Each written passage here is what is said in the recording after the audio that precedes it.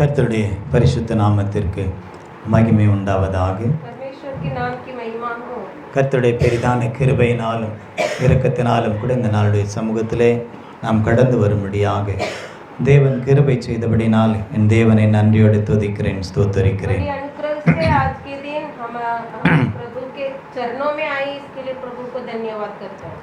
தேவன் நல்லவராயிருக்கிறார். அவர் கிருபை என்றும் உள்ளது. ஆமென். ஹல்லேலூயா. சொல்லுங்க, கர்த்தர் நல்லவர், அவர் கிருபை என்றும் உள்ளது. அந்த கிருபையினாலே நாம் நிர்மூலமாகாமல் இருக்கிறோம். அதற்காக அவருக்கு கோடான கோடி ஸ்தோத்திரங்கள். ஹல்லேலூயா. ஆதியாகம புஸ்தகம் 17வது அதிகாரத்தில் 4வது வசனத்தை தெளிவாய் சத்தமாய் வாசியுங்கள். देख मेरी वाचा तेरे साथ बनती रहेगी, इसलिए तू जातियों के समूह का मूल पिता हो जाएगा. ஆமென். நான் உன்னோட பண்ணுகிற என் உடன்படிக்கை என்னவென்றால் நீ திரளான ஜாதிகளுக்கு தகப்பனாவாய். ஆமென். தேவன் ஆபிரகாமோடு கூட ஒரு உடன்படிக்கை செய்கின்றார். परमेश्वर अब्राहम से एक वाचा बांधता है. அந்த உடன்படிக்கை என்னவென்றால், वो कौन सा वाचा है? பிள்ளையே இல்லாத இருக்கிற உன்னை, जो बच्चा ही नहीं तुझे, திரளான ஜாதிகளுக்கு தகப்பனாக்குவேன்னு சொல்றார். बहुत जातियों के लिए तुझे मूल पिता बनाएंगे. ஹல்லேலூயா.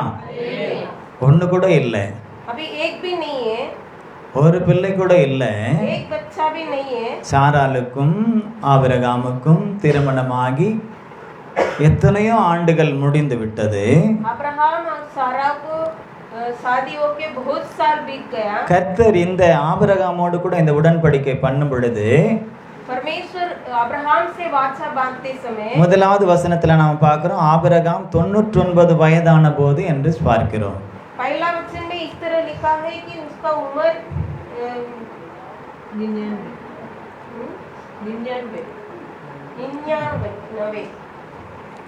99 இயர்ஸ். 100 வயசுக்கு ஒரு வயசு கம்மி, 100 வயதுக்கு ஒரு வயது குறைவு.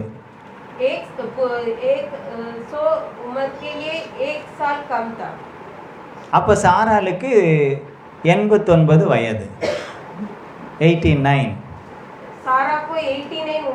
90 வயசுக்கு ஒரு வயது குறைவு.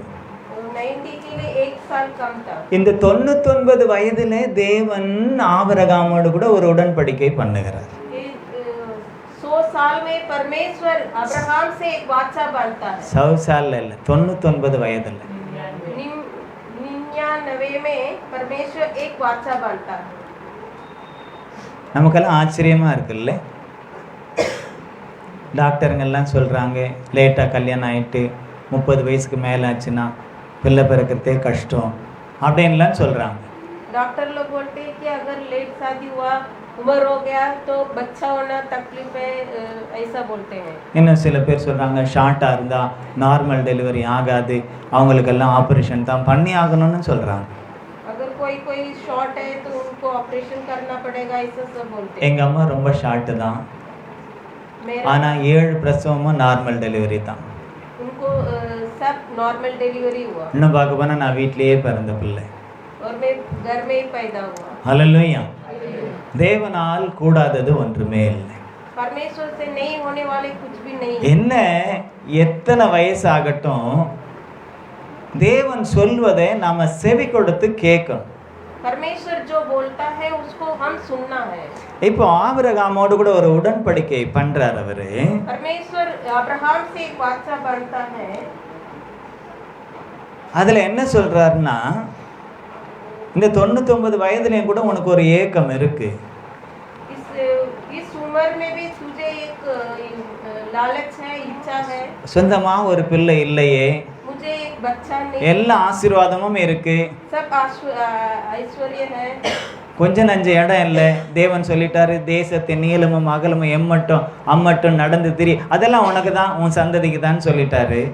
कितना दूर तुम चलते फिरोगे वो सब तुम्हारे लिए मैं दूंगा करके परमेश्वर ने அது உன் சந்ததிக்குன்னு சொன்னாரு. और तुम्हारा बच्चे बीडी को भी दूंगा, ஆனா சந்ததியே இல்லை. लेकिन बीडी नहीं है। ஆபிரகாம் துக்கத்தோட தான் இருக்கிறாரு. अब्राहम दुख से है। பிள்ளை இல்லைன்னா சாகுற வயசுல கூட துக்கம் இருக்கும். अगर बच्चा नहीं है तो अंत तक दुख रहता है। ஆனா தேவன் அதை அறிந்து இருக்கிறார். परमेश्वर वो जानता है। நம்முடைய துக்கம் உலக பிரகாரமான துக்கமாய் இருக்கக்கூடாது. हमारे दुख ये दुनिया की दुख नहीं होता। லௌகிக துக்கம் நம்மளை அழித்து விடும். ये दुनिया की दुख जो है हमें नाश कर देगी। தேவனுக்கு ஏற்க துக்கம் வந்து நமக்கு ஒரு புதிய ஒரு ஜீவனை கொடுக்கும். अगर परमेश्वर की इच्छा के अनुसार हम दुख उठाएंगे तो हमें फल मिलेगा। அப்ப ஆபிரகாம் துக்கத்தோட இருக்காரு. वो अब्राहम दुख से है, துக்கத்தோட கூடாரத்துல இருக்கிறாரு. दुख से अपने बंदूक में है। தேவன் சொல்றாரு, நீ ஏன்பா துக்கமா இருக்க, உனக்கு தான் எல்லாத்தையும் கொடுத்துருக்கேன்னு. परमेश्वर बोलता है तू क्यों दुख से है, मैं तुझे सब कुछ दिया है। ஐயா எனக்கு எல்லாத்தையும் கொடுத்துருக்கீங்க, मैं सब कुछ दिया है, ஆனா எனக்கு பின்பதாக இதையெல்லாம் ஆண்டு கொள்வதற்கு ஒரு பிள்ளை இல்லை. मेरे लिए एक वंश नहीं है। ஹல்லேலூயா, ஹல்லேலூயா. அப்ப கர்த்தர் அவர் கூடாரத்தை விட்டு வெளியே கூப்பிடுறாரு. அது இரவு வேலை. वो तंबू से बाहर निकलने के लिए बोलता है வானத்தை பார்க்க சொல்றாரு. और आकाश को देखने के लिए, நட்சத்திரங்கள் எல்லாம் என்னன்னு சொல்றாரு. और तारकों को गिनने के लिए बोलता है। முடிஞ்சா என்ன, कितना तुम गिन सकता है उतना गिन। என்ன முடியுமா? நம்ம எண்ணிக்கிட்டே இருப்போம், பக்கத்துல பக்கத்துல பக்கத்துல பக்கத்துல வந்துகிட்டே இருக்கும். अगर हम गिनते रहेंगे और एक आते रहेगा। அது போல சொல்றாரு, கடற்கரை மணலை பாரு, और समुद्र के किनारे जो मिट्टी அதை உன்னால அளக்க முடிஞ்சா அளந்து பாரு, उसको तुम माप कर सकता இல்ல எண்ண முடிஞ்சா எண்ணி பாரு. गिन सकता तो गिन முடியுமா? गिन सकता, ரெண்டுமே முடியாது. दोनों भी नहीं हो, ஆனா என்னால முடியும். लेकिन मुझसे என்ன தெரியுமா? அந்த நட்சத்திரங்களையும் கூட அவர் பெயரை சொல்லி அழைக்கிற தேவன். क्योंकि परमेश्वर जो है अपना पिता वो तारकों को नाम लेकर, ஹல்லேலூயா, கோடான கோடி நட்சத்திரங்களின் பெயரை சொல்லி அழைக்கிற தேவன். कोटि कोटि तारकों को नाम लेकर बुलाता। இந்த பூமியில இருக்கிற விஞ்ஞானிகளுக்கு கூட தெரியாது, इस दुनिया में रहने वाले विज्ञानी लोग को भी नहीं पता। அல்லது கட்டம் கட்டி பார்க்கறாங்க பாருங்க ஜோசியர்கள், वो जोशी लोग जो है அவங்களுக்கு கூட அந்த 12 கட்டத்தை தவிர வேற எதுவும் தெரியாது. उनको सिर्फ वो 12 ही मालूम है, दूसरा कुछ नहीं मालूम। அந்த 12 கோள்களும் அதோடு கூட சில துணை கோள்களும் அந்த ராசிகளும் இவ்வளவுதான் தெரியும். सिर्फ उनको वही मालूम है कि वो राशि जो है वही मालूम है, அவ்வளவுதான் தெரியும்.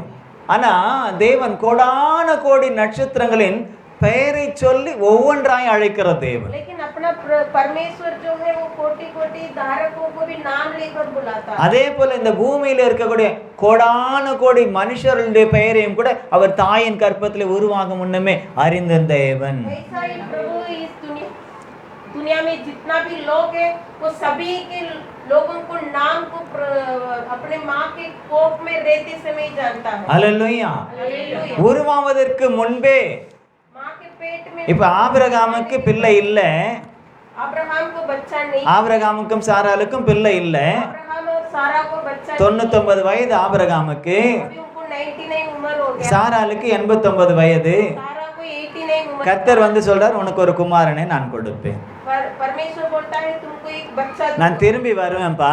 मैं वापस आऊंगा। அப்போ சாராள் தன்னுடைய மடியிலே தன்னுடைய மார்பிலே ஒரு பிள்ளையை அவள் அணைத்து கொண்டிருப்பாள். सारा अपने मांटी में एक बच्चा को रख के रहेगी। பாட்டிக்கு சிரிப்பு வருது. उनको हंसी आ रहा है। நம்ம பாட்டிக்கு இல்லை, நம்ம பாட்டிக்கு தூக்கம் தான் வருது. அந்த சாராள் அம்மா பாட்டிக்கு सारा अम्मा को சிரிப்பு வந்துச்சாம். वो हंसी आया। என்ன சொல்லி சிரிச்சாங்களாம்? क्या बोल के हंसे? வீட்டுக்காரு வயசாயிட்டு கழவன் ஆயிட்டாரு, मेरे पति बुढ़ा हो गया, நான் கழுவி ஆயிட்டேன். मैं भी बुढ़ी हो गई। இப்படி இருக்கும் பொழுது எப்படி பிறக்கும் குழந்தை? ऐसा रहते समय बच्चा कैसा पैदा होएगा? பிறக்குமா? बच्चा पैदा होगा क्या? அப்படின்னுட்டு அவங்க தன்னையே சொல்லிக்கிறாங்க, நான் ஒரு கிழவி அப்படின்னுட்டு. मैं खुद को बोलते हैं कि मुझे उम्र हो गया।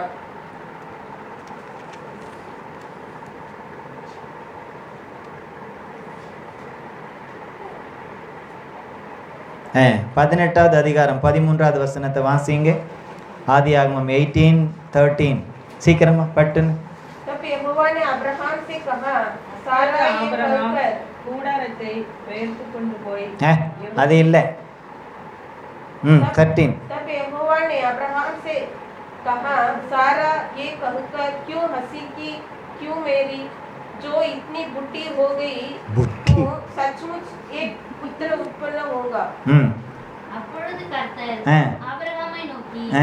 சாராள் நகைத்தது, ஆ. நான் கிழவியாய் இருக்க சாராள் நகைத்து நான் கிழவியாய் இருக்க ஆ. பிள்ளை பெறுவது மெய்யோ என்று சொல்வானே. ஆமாம், கர்த்தர் சொல்கிறாரு. அந்த அம்மா சமையல் கட்டிலேருந்து சிரிக்கிறாங்க இந்த வார்த்தையை கேட்டுட்டு. तो सारा अम्मा ने किचन में रह के हंसती है। சமையல் தான் பண்ணிக்கிட்டு இருக்காங்க அந்த 3 பேருக்கும். तो 3 जन के लिए खाना बना रही है। அந்த 89 வயசுல நல்லா வேலை செய்தாங்க. वो 89 उम्र में भी खाना बना रही है। எனக்கு 30 வயசு தாண்டில் கால் வலிக்குது, கை வலிக்குது, இடுப்பு வலிக்குது, ஒரு வேலையும் செய்ய முடியலன்றோம். 30 उम्र हो गया तो सबको दर्द आने लगा। காரணம் என்ன தெரியுமா? क्योंकि உடம்புல வயசாகல, शरीर में नहीं, மனசுல வயசாகி போச்சு. मन में उम्र होता है। நம்ம மனசுல ஒரு விதமான எண்ணத்தை நம்ம உருவாக்கிக்கிறோம். பிசாசு அதை பெருசுபடுத்தி, ஆமா நீ இப்படி தான் உன்னால ஒன்றும் ஆகாதுன்னு சொல்லிடுறோம். हम मन में सोचते हैं, इसीलिए शरीर भी ऐसा हो जाता है। என்னை பார்க்குறவங்க நிறைய பேர் கேட்பாங்க, அப்படி அன்னைக்கு பார்த்த மாதிரி இன்னைக்கு அப்படியே இருக்கீங்களே எப்படி? मुझे देखने वाले बहुत लोग ऐसा पूछते हैं कि कैसे आप पहले थे। நான் ஒன்னே ஒன்று தான் சொல்வேன், என் தேவன் நித்திய பிதா, நான் அப்படித்தான். मेरा परमेश्वर नित्य पिता और मैं भी वैसा है। மனசுல அப்படி நாம பதிச்சு வச்சிடணும். ऐसा अपना मन में रखना है। நான் வயசாயிடுச்சுன்னு நினைக்கிறது இல்லை. उम्र हो गया करके मैं, யாராவது வயசு கேட்கும்போது தான் சரி நமக்கு இவ்வளோ வயசாயிருக்குதுன்னு தெரியும். कोई पूछेगा तो ही मालूम पड़ता है। மற்ற நேரத்துலலாம் என் வயசை நான் நினைக்கிறது இல்லை. उसके बाद में मैं कभी இந்த சின்ன பிள்ளை கூட சின்ன பிள்ளையா விளையாட சொன்னா விளையாடிக்கிட்டே இருப்பேன். बच्चों के साथ खेलने के लिए बोलेगा तो இந்த சின்ன பிள்ளை கூட விளையாட சொன்னா விளையாடிக்கிட்டே இருப்பேன். बच्चों के साथ खेलने எங்கள் வீட்டில் கூட திட்டுவாங்க, இன்னும் நீங்கள் என்ன சின்ன பிள்ளைய எப்படி விளையாடுறீங்க, எட்டி உதச்சி விளையாடுறீங்க, அப்படி பண்ணுறீங்க அப்படி. அன்னைக்கு கூட வீட்டுக்கு வந்தால் ஒரு ஒரு ஒரு இதை அப்படி விட்டேன், சும்மா பிள்ளை. ஆனால் வீட்டில் திட்டினாங்க. அவள் தப்பாக நினச்ச, நீ தப்பாக நினச்ச, அவன் நினைக்க மாட்டான், தெரியும் இது ஒரு சின்ன பிள்ளைன்னு அவளுக்கு தெரியும். அல்லேலூயா. சத்தியா திட்டினா, அது என்னது எட்டி உதைக்கிறது அப்படின்னு. நான் சொன்னேன், என்ன நீ அவளை தானே உதைச்சேன், உன்னை உதைச்ச மாதிரி சொல்கிறேன். அப்படியெல்லாம் செய்யக்கூடாது, நீங்கள் பெரியவங்க, பெரியவன் தான் நான், ஆனால் எனக்கு தெரியும் எவ்வளோ பெரியவன்னு எனக்கு தெரியும். அல்லேலூயா. மனசுல நாம எப்பவும் இளமையாய் இருக்க வேண்டும். मन में हम हमेशा के लिए बच्चा होना चाहिए। ஆமென். ஜோயல் நினைக்கிறார், நான் எப்பவும் 16ன்னு நான் நினைக்கிறேன். ஆமா ஆமா நினைப்பாரு அப்படிதானா? அது உண்மைதானா? அப்போ நினைக்கிறேன் எப்பவும் அந்த இளமை மனசுல ஊஞ்சல் ஆடணும், வெளியில ஆடக்கூடாது, மனசுல ஆடணும். बचपन का विचार अपना मन में रहना चाहिए। சாரால மாதிரி 89 வயசு ஆயிட்டு நான் கிழவி ஆயிட்டேன், என் புருஷனுக்கு சரீரம் செத்து போச்சு, இனிமே ஜீவானுக்கள் அவர்கிட்ட கிடையாது அப்படி எல்லாம் நினைக்கவே கூடாது. सारा नहीं सोची कि मैं बुढ़ी हो गई, मेरा आदमी भी बुढ़ा हो गया, ऐसा नहीं सोचना है। ஏன்னா அந்த அம்மா தன்னையும் நினைக்கிறாங்க, அடுத்தவங்களையும் நினைக்கிறாங்க, அவரையும் நினைக்கிறாங்க. वो अम्मा उनको भी सोचती है और उनको भी सोचता है। நான் நீங்கள் வீட்டில் போயிட்டு அந்த 18 அதிகாரத்தை நீங்கள் வாசித்து பார்த்தா தெரியும். अब घर में जाके वो 18 वचन अध्याय को पढ़ के देखिए तभी मालूम पड़ेगा। 12வது வசனத்தை வாசித்து பாருங்களேன். 18:12. ஆகையால் சாராள் தன் உள்ளத்திலே நகைத்து நான் கிழவியும் என் ஆண்டவர் முதிர்ந்த வயதுள்ளவருமான பின்பு. தான் கிழவின்னா ஒத்துக்கங்க, கூட சேர்ந்து அவரையும் என் கிழவனாக்குறீங்க. खुद को बुढ़ी बोलती है और उनको भी बुढ़ा बोलता है। எனக்கு இன்பம் உண்டாயிருக்குமோ என்று. ஆமாம், உங்களுக்கு முடியலன்றதுக்காக கூட இருக்கிறவரையும் என்ன செய்திடக்கூடாது, முடியாதவரை ஆக்கிடக்கூடாது. எனக்கு பசி எடுக்கல நீ ஏன் சாப்பிடக்கூடாதுன்ற மாதிரி இருக்காது. ये ऐसा है कि मुझे भूख नहीं है तो दूसरों को भी भूख नहीं लगना चाहिए। ஹல்லேலூயா. அதனால தான் எப்பவுமே கல்யாணம் பண்ணும் பொழுது வயசு கொஞ்சம் மூத்தவரை பார்த்து கல்யாணம் பண்ணுறாங்க. ஏன்? இந்த அம்மாவுக்கு சீக்கிரம் சின்ன வயசுலயே மூத்தவங்களா ஆயிடுவாங்க. அவர் மூத்தவர் ஆனாலும் சின்னவராக தான் இருப்பார். इसीलिए उम्र में बहुत फर्क में शादी क्यों करते हैं कि औरत लोग जल्दी बूढ़े हो जाते हैं और आदमी लोग ऐसा नहीं. உலகம் சொல்லுது 50லும் கூட ஆசை வரும். दुनिया के लोग बोलते हैं कि 50 में भी 80லயே வருது, 50ல வராதா? 80 में भी आता है. மீசை நரைச்சாலும் ஆசை நரைக்காது. ஆனால் பெண்கள் அப்படி அல்ல, சகோதரிகள் அப்படி அல்ல. அவங்க ஒரு குறிப்பிட்ட வயதை கடக்கும் பொழுது அவங்க ஒரு ஷட்டர் அவங்களே போட்டுக்கிறாங்க. சொல்லுமா? लेकिन औरत लोग का ऐसा नहीं, वो लोग जल्दी अपने அவங்களே தான் அதை போட்டுக்கிறாங்க. அந்த ஒரு வலைக்குள்ளாக அவர்கள் சிக்கி கொள்ளுகிறார்கள். वो एक जांच में फंस जाते हैं. இங்க அப்படிதான் சாராள் அம்மாவும் அந்த வலைக்குள்ள நான் கழுவி கூட சேர்ந்து கழவனையும் சிக்க வைக்கிறாங்க. அவர் கழவன் அப்படின்னுட்டு. वैसे ही अब सारा माँ ने बुढ़ी अपन को बोलते हैं, उनको भी. ஆனா கர்த்தர் என்ன சொன்னார் தெரியுமா? लेकिन परमेश्वर 14வது வசனத்தை வாசிங்க. அது 18 14. கர்த்தரால் ஆகாத காரியம் உண்டோ? ஆமா, 99 வயசு ஆனா என்ன, 89 வயசு ஆனா என்ன, கர்த்தரால் ஆகாதது உண்டோ? என்ன?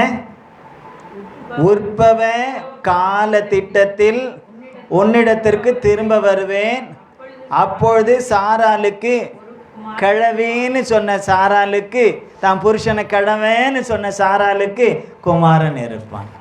क्या यहोवा के लिए कोई काम कठिन है? ये समय में अर्थात वसंत ऋतु में मैं तेरे पास फिर आऊंगा और सारा के पुत्र उत्पन्न होगा. அல்லேலூயா, அல்லேலூயா. ஆகவே வயசு கடந்து போதுன்னு யாரும் பயப்படாதீங்க பிரதர். इसलिए उम्र बढ़ रहा है करके हम नहीं सोचना चाहिए. எத்தனை வயசு ஆனாலும் கர்த்தர் கொடுக்க நினைச்சிட்டா அதை யாரும் தடை செய்ய முடியாது.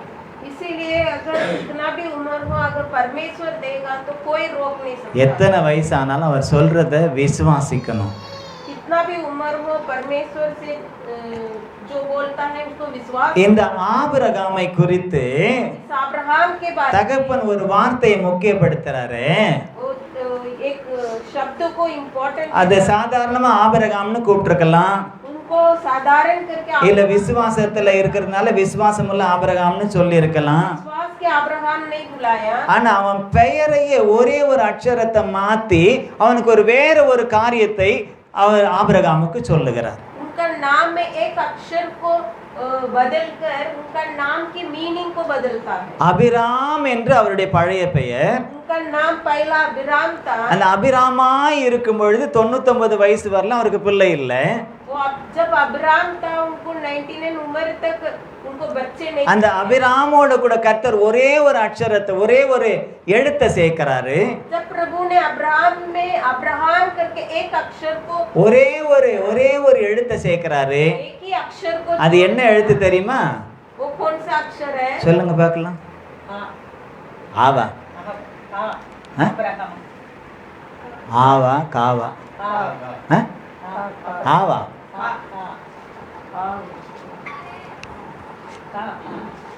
பத்தியா, முதல்ல ஆனிட்டு இப்ப கான்றாங்க. ஆஹா, ஓஹோ. ஒரே ஒரு எழுத்து, அந்த இடத்துல பாருங்க, அபிராம். அந்த ராவில் இருக்கிற கால் எழுத்தை எடுத்துட்டு அபிராம் என்ற அந்த ரால இருக்கிற கால் எழுத்தை எடுத்துட்டு அதுக்கு பதிலாக கா இல்லை கா, ஆபிரகாம் கா என்ற எழுத்தை சேர்க்கிறார். अब्राम जो था वो का को अब्राहम करके प्रभु बुलाता है. இக்கு பிளஸ் ஆ கா. நம்ம தமிழ் எழுத்துல இக்கு பிளஸ் ஆ, உயிர் எழுத்தும் மெய் எழுத்தும் சேர்ந்தா உயிர்மெய் எழுத்து. அது நம்ம தமிழ்ல மட்டும்தான் இருக்கு. இப்போ அந்த கால உயிர்மெய் வந்துடுச்சா? உயிரும் வந்துச்சு, மெய்யும் வந்துடுச்சா? ஹலோ, ஒரே ஒரு எழுத்து தாங்க. एक ही शब्द है. தேவனால ஒரு எழுத்துல இருந்து உயிர் மெய்யை உருவாக்க முடியும். परमेश्वर से एक ही अक्षर में நிறைய வசனம் சொல்லி பிரசங்கம் பண்ணணுன்ற அவசியம் இல்லைங்க. जीवित लेकर आ सकता है। நிறைய வார்த்தைகள் சொல்லி தீர்க்க தரிசனம் சொல்லணுன்ற அவசியம் இல்லைங்க. वो शब्द आने की जरूरत नहीं। ஒரே ஒரு எழுத்து, एक ही अक्षर में, அந்த ஒரு எழுத்துல वो एक ही अक्षर, உயிரையும் மெய்யை, உயிர்னா என்ன? जीवन बोला तो क्या? உயிர்னா உயிர் தான். மெய்னா என்ன? உண்மை இல்லை, அந்த மெய் இல்லை. மெய்னா உடம்பு, शरीर है। உடம்ப குறிக்கிறது மெய். அப்போ தேவன் சரியா தான் செஞ்சிருக்கிறாரு. ஒருவேளை என் தேவன் ஒருவேளை தமிழா தான் இருந்திருப்பார். எனக்கு ரொம்ப சந்தோஷம். ஏன்னா நம்ம தமிழ்ல மாத்திரம்தாங்க இது உண்டு, வேற எந்த மொழியிலும் இப்படி கிடையாதுங்க. तमिल में ऐसा सब है। ஆதியில மனுஷன் பேசின பேச்சு தமிழா இருந்திருக்கலாம். आदि में मनुष्य जो, ஒருவேளை தேவன் கூட ஆதாம் கிட்ட தமிழ்ல பேசி இருக்கலாம். परमेश्वर ने अब्राहम से, ஏன்னா உலகத்திலேயே கலப்பில்லாத மொழி எதுன்னு பார்த்தா தமிழ் மொழி தான் சொல்லப்படுது, எல்லாராலும் ஒத்துக்கப்படுது. நம்ம இந்தியாவில் மட்டும்தான் சில என்ன சொல்றது, நான் வேண்டாம், சில பேர் அதை தான் சொல்றேன். நம்ம இந்திய தேசத்துல மாத்திரம்தான் சில பேர் தமிழை துச்சமாய் நினைக்கிறார்கள். सिर्फ अपना इंडिया में तमिल को तुच्छ जानते हैं। தமிழர்களையும் துச்சமாய் நினைக்கிறார்கள். तमिल लोगों को भी तुच्छ जानते हैं। தமிழன் உலகத்தையும் ஆண்டவன்னு வரலாறு சொல்லுகிறார். लेकिन हिस्ट्री बोलता है कि तमिल लोग पूरा दुनिया को, ஹல்லேலூயா ஹல்லேலூயா. நீங்களாம் தமிழ் இல்லையா? நம்ம மராட்டியா? நம்ம மகாராஷ்டிராவில் இருந்தாலும் தமிழ் தான். அவங்க கூட நம்மளை அண்ணான்னு அன்பா கூப்பிடுறாங்க. நாம தான் பாபின்றோம். அண்ணின்னு அவங்கள நம்ம கூப்பிட மாட்டேன்றோம். நிறைய பேர் சில விஷயங்களை நான் பார்க்குறேன், தமிழ் தெரியலன்னு ஒருத்தர், ஒரு பேரரசுன்னு ஒரு இயக்குனர், சொல்லு போட்டோம் கேட்கட்டும் எல்லாரும். அவர் பக்கத்தில் ஒரு சினிமா படம் அழகி உக்காந்துட்டு இருந்தாலாம். இந்தி ஆக்டர், பேரை மறந்துட்டேன்னா எல்லாத்தையும் ஞாபகம் வைக்க முடியாது இல்லையா? அந்த அம்மா கூட இவரால் 2 வார்த்தை இந்தியில் பேச முடியல, எனக்கு எவ்வளோ அவமானம் போச்சுமா அப்படின்னு ஒரு ஸ்டேட்மெண்ட் கொடுத்துருந்தார். நான் சொல்கிறேன், அந்த ஆளுக்கு வெக்கமே இல்லை.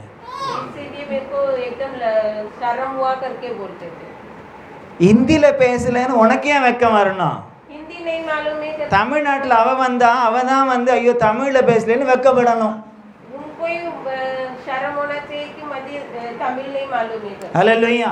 நான் எங்க போனாலும் தமிழ்ல தான் முதல்ல நான் பேசுவேன். சில இடத்துல எனக்கு தெரிஞ்சா கூட தமிழ்ல தான் பேசுவேன். ஏன்னா அவங்களுடைய காரியத்துல கண்ணா இருக்கும் பொழுது நான் ஏன் என்னை விட்டு கொடுக்கணும்? ஹல்லேலூயா ஹல்லேலூயா. நான் ஏன் என்னை விட்டு கொடுக்கணும்? நான் ஏன் என் தாயை விட்டு கொடுக்க முடியாது? யாருக்கிட்டையும் என் தாயை, உண்மைக்கு சொல்றேன், உண்மையாவே என் தாயை யாருக்கிட்டையும் விட்டு கொடுத்தது கிடையாது. யாராவது நான் கூட ஏதாவது சொல்லிடுவேன், மற்றவங்க யாராவது ஒன்று சொன்ன கேட்டு பாருங்க, பக்கத்துலேயே தான் இருக்காங்க, ஏதாவது சொன்னா அவளை தான் நடக்கிறதே வேற. விட்டு கொடுக்க முடியாது யாருக்காகவும். ஏன்னா தாய் ஒருத்தல் தான். ஆமென். மனைவி 10 மனைவி கூட கொண்டாடிடலாம், ஒன்றை வச்சுன்னே சமாளிக்கிறதுக்கு கஷ்டன்றார் அவர். ஒரு பேச்சுக்கு சொல்கிறேன்ப்பா, உண்மையாக நடைமுறையிலெல்லாம் கொண்டு வந்துடாதீங்க. 10 மனைவி வருவான், ஆனால் 10 தாய் வர முடியாது. அதை விட 10 தகப்பன்மார்கள் கூட, சித்தப்பா பெரியப்பா அப்படின்னு நிறைய பேர் வருவாங்க. ஆனா பெத்த தகப்பன் சொல்லிட்டு ஒருத்தனை தவிர வேற யாரும், அந்த தகப்பனை மாதிரி வேற யாரும் வர முடியாது. அதனாலதான் பூமியில தேவர்கள் அநேகர், 330 கோடி தேவர்கள் இருந்தாலும் நம் தேவனை போல அன்புள்ளவர், பண்புள்ளவர், பாசம் உள்ளவர், தன்னையே பலியாக்கி நமக்காக மரித்து உயிர்த்து எழுந்து பரலோகம் சென்று நமக்காக ஸ்தலத்தை ஆயத்தம் பண்ணி கொண்டு நமக்காக மீண்டும் வந்து அழைத்து போவேன் என்று வாக்கு கொடுத்து போனவர், அவரை தவிர இந்த பூமியில வேறு யாரும் இல்லை. इसीलिए अपना प्रभु के जैसे इस पृथ्वी में दूसरा कोई परमेश्वर है अपने लिए जीवन दिया है। ஒருவரும் கிடையாது. ये दुनिया में कोई அவரால கூடாதது ஒண்ணுமே இல்லை. उनसे नहीं। அவரு ஆபிரகாமோடு கூட ஒரு உடன்படிக்கை பண்றாரு. अब्राहम से एक वाचा बनता இந்த பூமியில நிறைய பேர் ராசி பார்த்து பேரை மாத்துறாங்க, என்னென்னமோ மாத்துறாங்க. சில பேர் கல்லு போட்டுக்கிறாங்க. कोई कोई वो राशि के लिए अपने नाम கல்லு போடுறவருக்கு லாபம், கல்லை போட்டவங்களுக்கு ஒரு லாபமும் இல்லை. कोई अपने हाथ में पत्थर डाल देते हैं। என் மாணிக்க கல்லு போடு, மரகத கல்லு போடு, இந்த கல்லு அந்த கல்லு, எந்த கல்லை வேணாலும் அந்த தலையில போடாம கையில போட்டுக்கிறாங்க. कोई भी कितना भी बहुमूल्य हो अपने हाथ में डालते हैं, கழுத்துல போட்டுக்கிறாங்க. गले में डालते हैं, ஆனா ஒரு பிரயோஜனமும் இல்லை. लेकिन कुछ फायदा नहीं। அவன் சொல்லுவான், நீ கோடீஸ்வரன் ஆயிடுவே, இது மின்னுச்சுன்னா அது மின்ற மாதிரியே ஆயிடுவேன். ஆனா அத்தனை கல்ல அவன் வச்சுன்னு வியாபாரம் பண்றான். ஒரு நாள் அவன் கோடீஸ்வரனா இல்லை, அவன் பிச்சைக்காரனா தான் இருக்கான். वो ऐसा बोलेगा कि जैसा वो चमकता है वैसा तुम्हारा जीवन भी चमकेगा करके बोलेगा, लेकिन कुछ फायदा नहीं। கட்டம் கட்டி கட்டி கட்டி கட்டி மற்றவங்களுக்கு சொல்லிக்கிட்டே இருப்பார். அவர் வாழ்க்கையை பார்த்தா ரொம்ப பரிதாபமா இருக்கும். वो दूसरों के लिए जादू टोना करेंगे, लेकिन उनका जीवन में कुछ नहीं रहेगा। கிளியை வச்சு எலியை வச்சு எல்லாம் ஜோசியம் பண்றாங்க. और நான் யாரையும் படிச்சு சொல்லல, தப்பாவும் சொல்லல. पोपट रख के उनको जोशिया बोलते हैं दूसरों। நீ நல்லா இருப்ப, அப்படி இருப்ப, எப்படின்னு சொல்ற. நான் அந்த கிளியும் எலியும் அவரே கூடவே இருக்குது. ஆனா ஒரு நாள் அவர் நல்லா இல்லை. वो उनके साथ जो रहता है, लेकिन उनके जीवन में कुछ फर्क नहीं है। ஹல்லேலூயா, ஹல்லேலூயா. நான் யாரையும் குறைத்து சொல்லலைங்க, என் தேவனை உயர்த்தி சொல்லுகிறேன். ஏன்னா தேவனாலே கூடாதது ஒன்றுமே இல்லை. परमेश्वर से नहीं होने वाली மனுஷன் மாத்தினா ஒண்ணும் நடக்காது, मनुष्य மாற்றினால் ஒன்றும் நடக்காது. अगर मनुष्य बदलेगा, ஆனால் தேவன் ஒரே ஒரு எழுத்தை மாற்றினாலும் அதுல உயிரும் மெய்யும் சேர்ந்து உயிர்மெய்யான ஒரு உயிர்மெய்ச்சி உண்டாகும். लेकिन परमेश्वर अगर बदलेगा तो उसमें बदलावट आ सकता है, उसमें जीवन आ सकता है, ஒரு புதிய ஜெனரேஷனே உண்டாகும். वो नया जनरेशन। அந்த ஜெனரேஷன் இன்றைக்கு வரையிலும் சாட்சியாக உலகத்தின் மத்தியிலே இருக்கிறது. आज की वो जो जनरेशन है आज तक गवाही बनकर रहता है। அந்த கா என்ற எழுத்திலிருந்து உருவான ஈசாக்கு, वो का करके वो अक्षर में से निकला ईसाक, அந்த ஈசாக்கிலிருந்து கடந்து வந்த யாக்கோப்பு ஏசா, वो ईसाक के द्वारा आया हुआ याकूब ऐसा, அந்த யாக்கோப்பு ஈசாவில சீர்கெட்டு போன ஏசாவை தள்ளிட்டு தேவனோடு கூட இருந்ததான நீ எங்க போனாலும் உன் கூட இருந்து நான் உன்னை ஆசீர்வதிப்பேன்னு சொல்லி அந்த யாக்கோப்பை ஆசீர்வதித்து அவன் மூலமாய் 12 கோத்திரங்களை உருவாக்கி அவனுடைய பெயரையும் யாக்கோபர் என்ற அந்த பெயரை இஸ்ரவேலாய் மாற்றி இன்றைக்கு வரையிலும் தேசத்தின் வரைபடத்தில் நடுவில் இஸ்ரவேல் இன்றைக்கும் எல்லாருக்கும் மத்தியில எப்படி இருக்குது தெரியுமா? யார் வந்தாலும் பார்த்துக்கிறன்ற மாதிரி இருக்கு. वो याकूब के द्वारा 12 गोत्र हैं और उसको याकूब को इस्राएल बनाकर पूरा दुनिया में बीच में रख के प्रभु उसको भलाई करके रखा। இன்றைக்கு உலகத்தின் ஒவ்வொரு காரியங்களும் இயங்கிக் கொண்டிருப்பது இஸ்ரவேலை மையமாய் வைத்துதான்.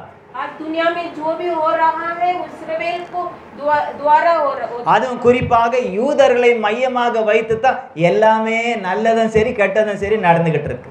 वो भी बड़ा करके जूविस के द्वारा ही सब कुछ जो भी भला बुरा सब होता है, எல்லாமே நடந்து கொண்டு இருக்கிறது. सब कुछ होता है। அந்த யூத ஜனத்துல கூட ஒரு பாதி ஒரு சிலர் பிசாசுக்காகவும் ஒரு பாதி தேவனுக்காகவும் செயல்பட்டு கொண்டு இருக்கிறார்கள். जूविस लोग भी आज भी कोई लोग परमेश्वर के लिए क्रिया करता है, कोई शैतान के लिए क्रिया करता है। ஹல்லேலூயா.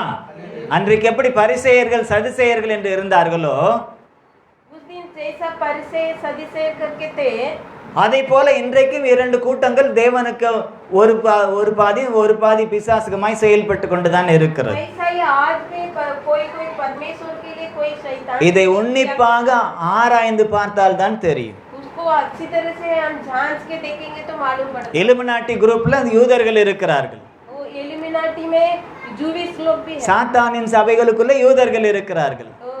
शैतान की गलीसा में जूविस, அநேக உலகத்திலே காணப்படக்கூடியதான பலவிதமான இந்த கார்ப்பரேட்டுகளுக்குள்ள யூதர்கள் தான் இருக்கிறார்கள். बहुत कॉर्पोरेट कंपनी में जूविश लोग रहते हैं. ஒரு சிலர் பிசாசின் கைப்பாவையாய் இருந்து கெடுதலை செய்து கொண்டிருக்கிறார்கள். कोई शैतान के हाथ में रहकर क्रिया करते हैं. ஒரு சிலர் கர்த்தரோடு கூட இருந்து அவருடைய நாமத்தை மகிமைப்படுத்தி कोई கொண்டிருக்கிறார்கள். कोई परमेश्वर के साथ रह के उनके नाम की महिमा. ஒரு அக்ஷரத்தை மாற்றி திரள் ஜாதிகளுக்கு தகப்பன்னு சொல்றார். एक ही अक्षर को बदलकर बहुत जातियों के पिता बनने के लिए कर. ஒரு உயிர்மெயில एक जीवन में ஜாதி ஜாதிகளை பார்க்கிறார். बहुत ஒரு ஜாதின்னு சொல்ல, திரள் ஜாதிகள்னு சொல்றார். बहुत जाति जातियों को देखता है. அந்த ஒரு அக்ஷரத்துல நீங்களும் நானும் கூட அடக்கப்பட்டிருக்கிறோம். वो एक ही अक्षर में हम भी मिला हुआ है. மாம்சத்தின்படி ஈசாக்கிலே இஸ்ரவேலர்கள் வந்தார்கள். वो दुनिया की रीति से ईसा के द्वारा इस्राएल लोग आए. அதே ஆபிரகாமினுடைய விசுவாசத்தினாலே उस अब्राहम के विश्वास के द्वारा பார்க்கிறோம் இல்லையா, ஆபிரகாம் விசுவாசித்தான், அது அவனுக்கு நீதியாக எண்ணப்பட்டது. वो अब्राहम ने विश्वास किया, वो उसके लिए धर्मी बना. ஆபிரகாம் விசுவாசித்தான், அது அவனுக்கு நீதியாக எண்ணப்பட்டது என்ற வசனம் இருக்கு இல்லையா. अब्राहम ने विश्वास किया, वो उनके लिए धर्मी बना. அந்த விசுவாசத்தின் மூலமாக இயேசு கிறிஸ்துவை விசுவாசிக்கிற ஒவ்வொருவரும் ஆபிரகாமுடைய சந்ததியாய் அவருடைய அந்த உயிர் மெய் என்ற அந்த எழுத்திலிருந்து தோன்றினவர்களோடு கூட நமக்கும் அவருக்கும் சம்பந்தம் ஏற்பட்டு விடுகிறது. वो अब्राहम के द्वारा वो प्रभु ने जो नाम बदलकर उसको का करके किया, उसमें से हम भी मिला हुआ. அந்த உயிர் மெய் ஆகிய அந்த கால இருந்து தான் இயேசு கிறிஸ்துவே வந்தார். उसमें से यीशु मसीह भी निकला. ஹல்லேலூயா, ஹல்லேலூயா. ஒரே ஒரு அக்ஷரம், ஒரே ஒரு ஈசாக்கு. एक ही अक्षर में एक ही ईसाक. அந்த ஒரு ஈசாக்கு ரெண்டு ஆனாரு. वो एक ही ईसाक में दो आया. அந்த ஒன்ன பிசாசுக்கு எடுத்தா, ஒன்னு கர்த்தருக்குள்ள இருந்தது. एक शैतान में गया, एक प्रभु में था. அடுத்து நாம பார்க்கறோம், அந்த ஒன்ன 12 ஆக்குனாரு. उस एक को 12 बनाया. அந்த 12 ஒரு பெரிய தேசமாய் மாறினது. 12 में से एक देश बन गया. ஹல்லேலூயா, ஹல்லேலூயா. அந்த 12ல ஒண்ணுல இருந்து இயேசு வந்தாரு. उस 12 में से 12 में एक से யூதா கோத்திரத்திலிருந்து இயேசு வந்தாரு. जूविस में से यीशु. அந்த இயேசுவினால, அவருடைய ரட்சிப்பினால, அவருடைய ரத்தத்தினால, அவருடைய ஜீவனால நாமெல்லாம் பிறந்திருக்கிறோம். उनके लघु से, उनके नाम से हम सब पैदा हुआ है. ஹல்லேலூயா. இதற்கு காரணம் ஆபிரகாமை தேவன் தகப்பனாக்கினார். उसका कारण क्या है? अब्राहम को प्रभु ने पिता बनाया. தகப்பனாகிய தேவன், पिता बनाया परमेश्वर. அவர் கூட ஆரம்பத்துல தேவன் எல்லாத்தையும் உருவாக்கினார். முதல்ல प्रभु ने पहला सभी कुछ, முதல்ல மனுஷனை உருவாக்கல. पहला मनुष्य को नहीं. முதல்ல வானத்துல சூரியன், சந்திரன், நட்சத்திரங்க, அதுக்கப்புறம் பூமி, ஆகாய விரிவில் இன்னும் சில காரியங்களை மேலே தண்ணி, கீழே தண்ணின்னு ரெண்டாக பிரித்து, அதுக்கப்புறம் பூமியில் இருக்கக்கூடிய தண்ணியெல்லாம் சமுத்திரமாக பிரித்து பூமியை படைச்சி, இப்படி பல காரியங்களை அவர் செய்து பூமியிலே கனி தரக்கூடிய மரங்கள் இப்படி எல்லாத்தையும், அப்புறம் கடலில் சில கடல் வாழ் ஜீவன்கள், காட்டு மிருகங்கள், நாட்டு மிருகங்கள் எல்லாத்தையும் சிருஷ்டித்தார். पहला प्रभु ने मनुष्य को बनाने के पहले प्रभु ने आकाश को, पृथ्वी को, सूर्य, चंद्र, नक्षत्र को और समुद्र को, समुद्र में जीने वाले जीवन को, सभी को बनाया. அதுக்கப்புறமா தான் பார்க்குறாரு, उसके बाद देखते हैं எல்லாத்தையும் பண்ணியிருக்கோமே, யாருக்கு பண்ணோம்? सभी को वो सब किसके लिए बनाया. இப்போ ஒரு தாய் சமையல் பண்ணுறான்னு வைங்களேன், एक माँ खाना बनाती है. பண்ணுறீங்களா? பண்ணுறீங்களா? பண்ணுறோம் பண்ணா நல்லது தான்.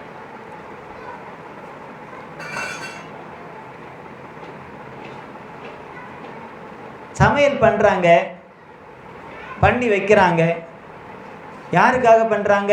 वो किसके लिए बनाते हैं? அதுக்குன்னு பிள்ளைகளை முன்னால் வச்சுக்கிட்டேவா பண்ணுறாங்க? बच्चों को सामने रख के बनाते क्या? நினைவில் வச்சுட்டு பண்ணுறாங்க. இது இவங்களுக்கு பிடிக்கும், இது இவங்களுக்கு பிடிக்கும், இது இவங்களுக்கு பிடிக்கும். सब बच्चों को याद रख के माँ बनाती है कि बच्चा को इस तरह बनेगा तो अच्छा लगेगा। நேசமணிக்கு என்ன பிடிக்கும்? नेसमणि को क्या पसंद है? மட்டன். நேசமணிக்கு மட்டன் பிடிக்குமா? இப்போ நேசமணி சாப்பிடும்போது நம்ம போகணும், நமக்கு மட்டன் கிடைக்கும்.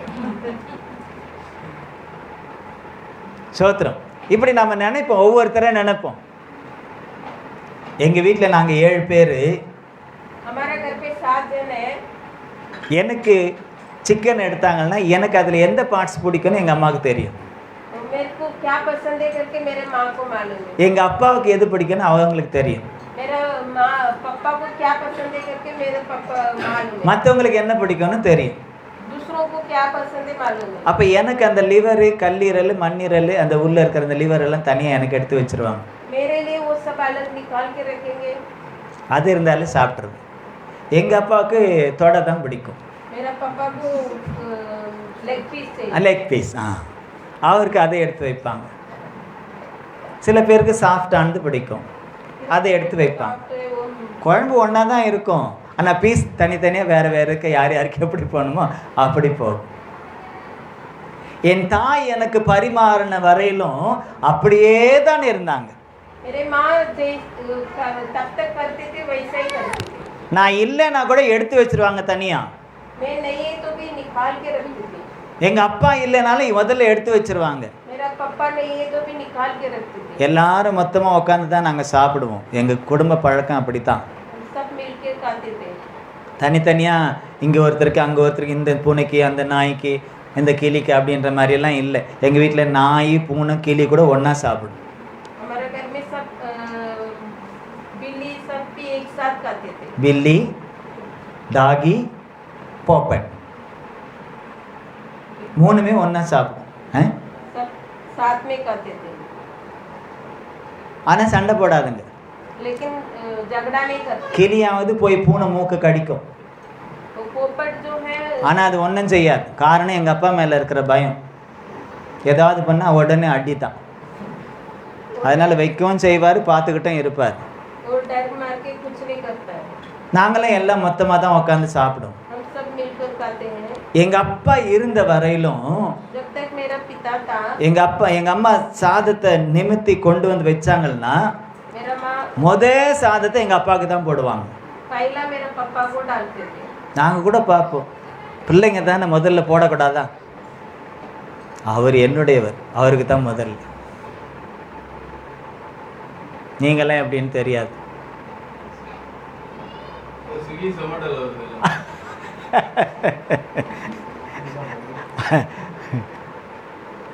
சாதம் எடுத்தது அதை தான் அவங்களுக்கு தான் போடுவாங்க. குழம்பு ஊற்றினாலும் முதல்ல கிண்ணத்தை எடுத்து அவங்களுக்கு தனியாக ஊற்றி வைப்பாங்க. எப்போவுமே காலையில் இருந்தாலும் சரி, மத்தியானமாக இருந்தாலும் சரி, ராத்திரியாக இருந்தாலும் சரி, எடுத்தால் முதல்ல அவர் தட்டு எடுத்து தான் முதல்ல அவருக்கு தான் போடுவாங்க. ஹல்லேலூயா, ஹல்லேலூயா. அவங்களுடைய வாழ்க்கை ரொம்ப ஆசீர்வாதமாக தான் இருந்தது. சண்டை சச்சரவுகள் வரும், காலையில் வந்தால் சாயந்தரத்துக்குள்ளே போயிடும், ஒன்றுமே இருக்கா. அதனால தான் அவர் மரித்ததுக்கு பிற்பாடு அவங்க வியாதியில் விழுந்தாங்க. கர்த்தருடைய நாமம் மகிமைப்படுவதாக. கணவன் மனைவின்னா அப்படி தான் வாழணும். எங்கள் பெரியம்மா பெரியப்பாவும் அப்படி தான். கடைசி வரல அவங்க கட்டில் பிரியலை. बड़ा मम्मी, बड़ा पापा, उनका भी जीवन वैसा ही था। वो लोग एक साथ ही रहते थे। அவங்க படுக்க கடைசி வரையிலும், அவங்க பெரியற வரலாம் அது படுக்க மாறலை.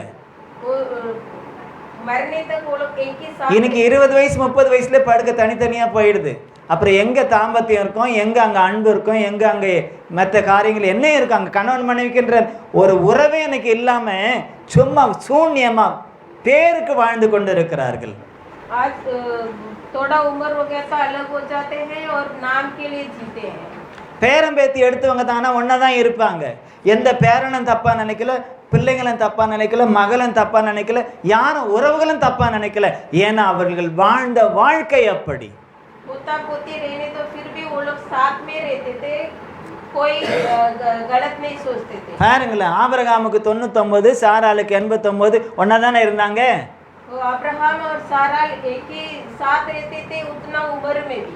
நான் இங்கே ஒரு தாத்தா பாட்டியை பார்த்துருக்கேன். இதே இங்கே பக்கத்து இந்த போகிற இவங்க வீட்டுக்கு போகிற சாலில் ஒரு எல்ஐசி தாத்தா. அவர் எப்போ போனாலும் நான் பார்ப்பேன், ஒருத்தர் முதல்ல ஒருத்தர் சாஞ்சிக்கிட்டு பேசிக்கிட்டு இருப்பாங்க. சின்ன வயசு இல்லை, பேரம் பேத்தி எடுத்தவங்க. इधर एक अम्मा अप्पा को देखा है कि वो लोग बाहर बैठ के एक साथ बैठ के बात பேரம் பேத்தி எடுத்தவங்க அழகாக பேசிகிட்டு இருப்பாங்க. நான் பார்த்தேன்னா சிரிப்பாங்க, பேசுவாங்க. ஆனாலும் அவங்க அந்த சங்கோ, ஐயோ இவங்க பார்க்குறவங்கள பார்க்குறாங்க, அந்த சங்கோஜல்லங்களை அவங்க பாட்டுன்னு சாஞ்சிட்டு இருப்பாங்க. எனக்கு ரொம்ப சந்தோஷமாக இருக்கும் அவங்கள பார்க்கும்போது. उनको देखते समय मुझे बहुत अच्छा लगता है। ஒருத்தர் இருந்தாங்க, கொஞ்ச நாளில் இன்னொருத்தர் இறந்துட்டாங்க. சீக்கிரமாக 2 பேரும் போயிட்டாங்க. ஒருத்தரை பிரிஞ்சு ஒருத்தரால் இருக்க முடியாது. एक जन मर गए तो दूसरा जल्दी उन्होंने भी मर गए। இது என்னங்க மனுஷன்? ஒரு வீடியோவை பார்த்தேன், ஒரு குருவி, சிட்டுக்குருவி இறந்துட்டு एक स्पैरो था, वो मर गया। அது இறந்து கிடக்கு. वो मर गया तो அது பக்கத்தில் உயிராக இருக்கிற குருவி அது தள்ளி தள்ளி தள்ளி இருக்கு. वो जिंदा था, वो स्पैरो उसको ढकल रहा है। அதை ஒருத்தர் பார்த்துட்டு, சரி இது இறந்துட்டு இது என்ன பண்ணுன்னு தெரியல அப்படின்னு சொல்லிட்டு அதுக்கு அரிசி கொடுக்குறாரு, சாப்பிட மாட்டேன்து. उसको चावल देता है, वो नहीं खाता है। தண்ணி கொடுக்குறாரு, குடிக்க மாட்டேன்து. वो पानी देता है, नहीं खाता। அந்த இறந்ததை இழுக்கிறாரு, அது பின்னாலேயே வந்துக்கிட்டே இருக்கு. उसको उठाता है तो वो पीछे पीछे आ रहा है। கடைசியில் என்ன பண்ணுறதுன்னு அவர் தெரியல. அப்படியே அதை வச்சுட்டு பார்த்துட்டே இருக்காரு. அது மேலேயே அப்படியே இருந்துட்டே இருந்தது. वो उसका ऊपर ही सो रहा था, அது அப்படியே அது மேலேயே இருந்தது. ऊपर ही सोकर கொஞ்ச நேரத்தில் பார்த்தா அதுவும் இறந்துடுச்சுங்க. थोड़ा टाइम में वो भी मर गया। அதுங்க கிட்ட கூட நம்ம அந்த கணவன் மனைவி அன்பை கற்றுக்கணும். उनके पास से हम सीखना। ஏன்னா இன்னைக்கு இருக்கக்கூடிய சூழ்நிலையில் வெட்கக்கேடாக தான் இருக்குது கணவன் மனைவி உறவு. वो आज के दिन में बहुत लज्जा होता है। டாம் அண்ட் ஜெர்ரி கூட அடிச்சிக்கும் பிடிச்சிக்கும் கடைசியில் ஒன்றாயிரம் பார்த்துருக்கீங்களா? டாம் அண்ட் ஜெர்ரி பார்த்துருக்கீங்களா? இல்லையா? பார்த்துருக்கீங்கல்ல. முதல்ல அடிச்சுக்குவாங்க, 2 பேருக்கும் மாறி மாறி அடிச்சுக்குவாங்க, ஏதாவது பண்ணிக்குவாங்க, கடைசியில் பார்த்தா ஒன்றாயிருவாங்க. அப்படி கூட இல்லையே கணவன் மனைவி இன்றைக்கு. जैसा टॉम एंड जेरी में சும்மா பேருக்கு, ஒரு பேருக்கு. அது கூட வசனம் சொல்லுது, அதுக்கும் கூட வசனம் இருக்கு. கடைசி காலத்துல அன்பு தணிந்து போயிட்டு சும்மா பேருக்காக நீ உன் இனிஷியல் மாத்திரம் எனக்கு கொடுத்தா புருஷன் இருந்தா போதும், நீ எனக்கு ஒன்றும் செய்ய வேண்டாம், எனக்கு துணி கொடுக்க வேண்டாம், உணவு கொடுக்க வேண்டாம், வீடு கொடுக்க வேண்டாம், ஒன்றும் உன் இனிஷியலை மாத்திரம் கொடுத்தா போதும். இனிஷியலுக்காக புருஷன். ऐसा वचन में लिखा है कि अंत के दिनों में इनिशियल के लिए आदमी को लेते हैं। அப்ப நமக்குள்ளே நம்முடைய குடும்பங்களுக்குள்ளே இப்படிப்பட்டதான காரியங்கள் நடக்கும்போது நாமளே சொல்றோம் இது கடைசி காலம், अपने घर में अगर ऐसा रहेगा तो हम அதனால இப்படி நடக்குது अंत का दिन है அப்படின்னு பிசாசுக்கு இடம் கொடுத்தோமா? तो ऐसे शैतान को கடைசி காலத்துல உணர்ந்துக்கணும். நான் பிசாசுக்கு இடம் கொடுக்க கூடாது.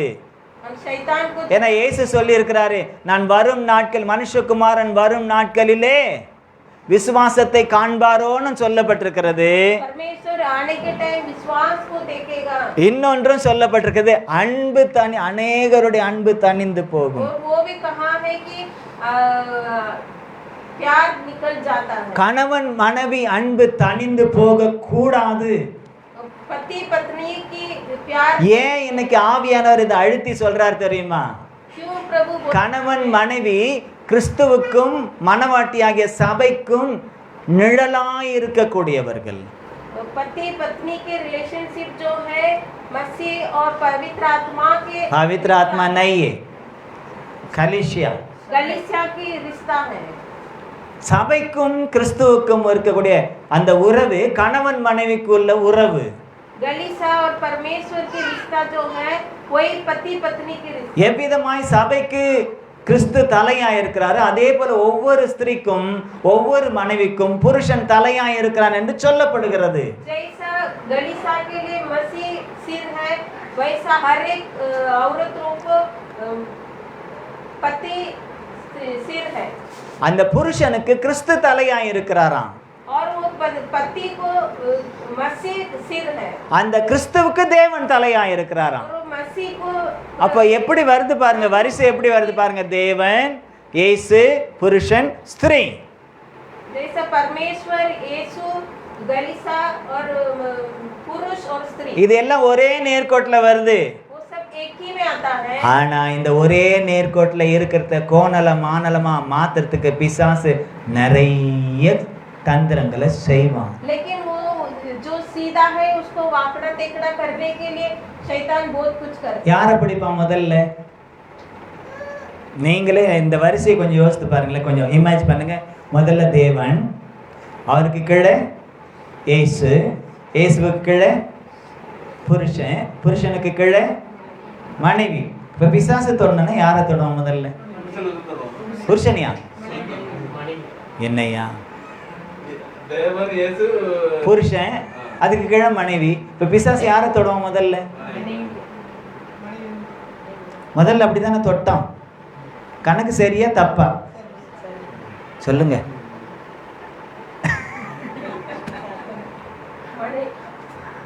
அந்த அந்த ரைம்ஸை சொல்லுங்க. தேவன், இயேசு, புருஷன், மனைவி. वो पहला परमेश्वर आता है, फिर यीशु, फिर गलीसा, फिर No. पति, पति, फिर स्त्री. ஸ்திரீ. இப்ப பிசாசு தொடரணும்னா முதல்ல யாரை தொடுவான்? தொடுவான் இல்ல தொட்டான்? தொட்டானா இல்லையா? யாரை தொட்டான்? ஏவால தானே தொட்டான். ஏவால தானே தொட்டான். ஏன்னா அவள் தான் கடைசியா இருந்தாள். क्योंकि वही लास्ट में थी. புருஷன் இயேசுவோடு இருந்தான். वो पुरुष जो है இயேசு தேவனோட இருந்தார். वो यीशु जो है प्रभु के साथ था. இவள் கீழே இருந்தா. वो नीचे थी. அவன் பார்க்கறான், वो देखता है. மற்றதெல்லாம் ஆணா இருக்கு, பார்க்க போனா எல்லாம் ஒண்ணா இருக்கு. அவருடைய சாயல். वो पुरुष है, वो सब कुछ अलग. நான் சொல்றத நீங்க கவனிச்சா தான் புரியும், இல்லைன்னா ஏதோ தப்பா சொல்ற மாதிரி தெரியும். நல்லா கவனிங்க, ஆவியில நிதானிங்க. தேவ சாயலில் தானே மனுஷன் உண்டாக்கப்பட்டான். அப்போ தேவன், தேவ சாயல் தான் அங்க இருக்கு. தேவனுடைய வார்த்தை தான் இயேசு இல்லையா? அந்த தேவனுடைய சாயல் தான் புருஷன். புருஷனுக்குள்ள இருந்து வந்த மனைவி தான் கொஞ்சம் வித்தியாசம், அழகு. स्त्री जो है अलग दिखती है. அழகா இருந்தாலும் கருப்பா இருந்தாலும் அழகா இருக்கிறேன்னு சொல்லக்கூடிய ஒரு அழகு. और वो सुंदर भी दिखती है. சுந்தரி இஸ் நாட் சுந்தர், சுந்தரி திக்தே. அதனால தான் விழுந்து போறது. யாரு? இயேசுவை விட்டு புருஷன் விழுந்து போறதுக்கு காரணமே அந்த சுந்தரம் தான், அந்த சுந்தரி தான். பழத்தை கொடுக்கும் போது இந்த பழம் விளக்கப்பட்டதாயிட்டே நம்ம இயேசுவை பார்த்திருந்தான்னா, தேவனை பார்த்திருந்தான்னா சுந்தரியினுடைய மயக்கத்துல விழுந்திருக்க மாட்டான். फल देते समय वो यीशु को देखेगा तो वो नहीं गिरता था. இந்த வேதாகமமே வேறு மாதிரி ஆவியானவர் எழுதி கொடுத்திருப்பார். इस पवित्र शास्त्र को प्रभु अलग तरह से लिखे देते. அல்லேலூயா. ஆனா நடந்தது வேற இல்லையா? நடந்தது என்னவோ அதை தான் எழுதி இருக்கிறார். लेकिन जो हुआ वही लिखा गया. சுந்தரிய பார்த்து சாப்பிடாம தேவனை பார்த்து சாப்பிட்டு இருக்கணும். சில பேர் இருக்காங்க, எதை போட்டாலும் சாப்பிடுவாங்க. சில புருஷர்கள் எதை போட்டாலும் சாப்பிடுவாங்க. फल देते समय वो परमेश्वर को देखना चाहिए था. वो स्त्री को बात सुनकर खाए, इसके लिए ऐसा हुआ. वो अपन जो भी देता है वो नहीं खाना चाहिए. சில பேர் எதை கொடுத்தாலும் சாப்பிடுவாங்க. कोई जो भी देता है सब खाते हैं. என்ன கருத்து கேளுங்க, எதை கொடுத்தாலும் சாப்பிட மாட்டேன். எது வேணுமோ அதை தான் சாப்பிடும். அதாலேயே பிரச்சனை வரும். मैं तो जो चाहिए वही खाता था, सब कुछ नहीं खाता था. சின்னதுலேருந்தே அந்த பழக்கம். பசிக்காக சாப்பிட்றவன் இல்லைன்னா ருசிக்காக மட்டும்தான் சாப்பிடுவேன். நிறைய சாப்பிட்ற ஆள் இல்லை, கொஞ்சமாக தான் சாப்பிடுவேன். அதுவும் டேஸ்டாக இல்லைன்னா சாப்பிடவும் மாட்டேன். बचपन से ऐसा ही आदत है कि मैं टेस्ट के लिए खाता था. மாத்திக்கணும்னு நினைக்கிறேன், அதனால நாக்கு ஒத்து போக மாட்டேன்து. मैं बदलने के लिए सोचता हूँ लेकिन नहीं होता है. இப்போ நாக்குக்கும் வயிற்றுக்கும் ரொம்ப போராட்டம் இருக்கு. लेकिन मेरा जीभ और पेट के लिए बहुत நாக்குக்கு காரம் வேணும்னு வயிறு வேண்டாம் வேண்டான்னுது. वो मुंह के लिए तीखा चाहिए बोलता है, சில நேரத்துல நாக்குல காரம் தெரிய மாட்டேங்குது, ஆனா வயித்துல போனா எரியுது. कभी कभी मेरा मुंह में तीखा नहीं लगता है लेकिन पेट में तीखा होता है। டாக்டர் என்ன தெரியுமா சொன்னாரு? இது நாசுக்கான உடம்பு. तो डॉक्टर लोग बोलते हैं कि ये अलग तरह की நாசுக்கான உடம்பு, அதுக்கு ஏத்த மாதிரி நீங்களும் கொஞ்சம் அதோட ஒத்து போங்க. इसको उसके अनुसार अभी चलना है करके बोलते। வயசாக வயசாக இப்பதான் தெரியுது நமக்கு 16 இல்லை, 26 இல்லை, 36 இல்லை, 56 இல்லை, 58 தாண்டிட்டோன்னு இப்பதான் தெரியுது. उम्र होते होते अभी मालूम पड़ता है कि उम्र हो गया करके। 58ன்னு சொன்னாலும் நம்பவும் டிடியே நம்ப மாட்டேன்றான், திருப்பி திருப்பி பார்க்கறான், நீதானா நீதானா நீதானா.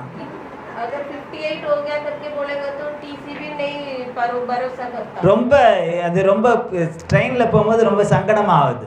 तो ट्रेन में जाते समय बहुत तकलीफ। அவங்க பார்க்குறாங்க, வயசை பார்த்துட்டு ஆளை பார்க்குறாங்க, ஆளை பார்த்துட்டு வயசை பார்க்குறாங்க, மாறி மாறி நான் தாயா நான் தான்னு சொன்னாதான் போகிறாங்க.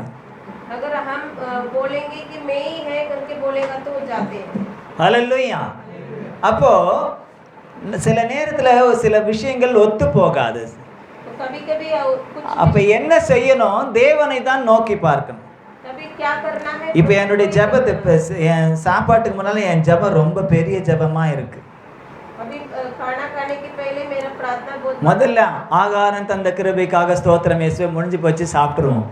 पहला सिर्फ खाना दिया इसके लिए। இப்போ அப்படி இல்லை, ஒவ்வொன்றுத்துக்காகவும் ஜெபிக்க வேண்டியிருக்கு. இதில் இருக்கிற எந்த தீமைகளும், எந்த நச்சுக்களும், எந்த நச்சு பொருட்களும், எனக்கு ஒவ்வாமையை ஏற்படுத்தக்கூடிய எந்த காரியங்களும் என்னுடைய சரீரத்தை, அதாவது ஒவ்வொரு அவயத்தையும் சொல்கிறேன், என்னுடைய வாய், தொண்டை, குடல்கள், இரைப்பை, கிட்னி, ஹார்ட்டில் உள்ள வால்வுகள், கல்லீரல், மண்ணீரல், இன்னும் பேங்க்ரேஸ்னு ஒன்று இருக்குது, அது என்னது இது பேர் வர மாட்டேங்குது, எல்லாம் ஒவ்வொன்றையா சொல்லி சொல்லி சொல்லி எதுக்குமே இது என்ன செய், இந்த ஆகாரம் என்ன செய்திடக்கூடாது, பிரச்சனையை உண்டு பண்ணக்கூடாது ஆண்டவர்னு ரொம்ப ஜெபம் பண்ணிட்டு இது இயேசுவின் ரத்தமாக மாற்றி கொடுத்துருங்க அப்படின்னு சொல்லி தான் ஜெபம் பண்ணி சாப்பிட வேண்டியிருக்கு. हम अभी खाना खाने के टाइम ऐसा प्रार्थना करना पड़ता है कि मेरा अंदर की जो भी पार्ट है वो सभी में कुछ हानि नहीं होना चाहिए करके प्रार्थना करता हूँ। ஏனென்றால் இன்னைக்கு நம்ம சாப்பிடக்கூடிய உணவுகள் எல்லாமே நம்மை பாதிக்கக்கூடியதாக இருக்கிறது. क्योंकि जो खाना आज के दिन खाते हैं वो सब हमारे लिए हानिकारक हो जाता है। அதனால நம்ம சாப்பிடாமலும் இருக்கவும் முடியல, அதை தான் சாப்பிட வேண்டியும் இருக்கு. लेकिन हम उसको ही खाना पड़ता है। ஆனாலும் அதற்காக ஜெபம் அதிகமா தேவைப்படுது. इसके लिए प्रार्थना जरूर होता है। தீமையான அனைத்தையும் நன்மையாக மாற்றுகிறவர் தேவன். जो बुराई है वो सभी को भलाई करने। ஹல்லேலூயா. ஒரு அட்சரத்திலே அவனை தகப்பனாய் மாற்றி விட்டார். एक ही अक्षर में उसको पिता बना दिया। அதுவும் ஒரே பிள்ளைக்கு தகப்பன் அல்ல, वो एक ही बच्चा का அன்னைக்கே சொல்லிட்டா, நீ திரள் ஜாதிகளுக்கு தகப்பன். वो जाति जातियों के पिता बनाए। வெறும் இஸ்ரவேலுக்கு மாத்திரம் தகப்பன் அல்ல, इस्राएल को नहीं, திரள் ஜாதிகளுக்கு தகப்பன்னா बहुत जातियों। இன்னைக்கு பூமியில் உள்ள எத்தனை கோடி ஜாதிகள், எத்தனை ஆயிரம் ஜாதிகள் இருக்கா, அது யாரெல்லாம் இயேசுவை ஏத்துக்கிட்டாங்களோ அத்தனை ஜாதிகளுக்கும் ஆபிரகாம் தகப்பனாய் இருக்கிறார். அல்லேலூயா. कोटि लोग हैं वो सभी के लिए अब्राहम पिता बन गया। இந்த ஆபிரகாம் விசுவாசத்தின் தகப்பனாகவும் இருக்கிறார். ये अब्राहम जो है विश्वास के पिता भी है। இந்த ஆபிரகாமை குறித்து இன்னொரு இடத்துல நம்ம வாசிக்கும் பொழுது லூக்கா எழுதின சுவிசேஷத்துல इस अब्राहम के बारे में लूका में इस तरह लिखा है, 16வது அதிகாரம் 14 अध्याय 16 16வது அதிகாரம் 22, 23, 24 வாசிங்க சீக்கிரம். Look 16, 22 to 24. லூக்கா பழைய ஏற்பாட்டில் இல்லை, புதிய ஏற்பாட்டில் வாசிங்க. 22 16, 22 வாசிங்க. பின்பு அந்த தரித்திரன் மரித்து தேவதூதரால் ஆபிரகாமுடைய மடியிலே கொண்டு போய் விடப்பட்டான். ஐஸ்வர்யவானும் மரித்து அடக்கம் பண்ணப்பட்டான்.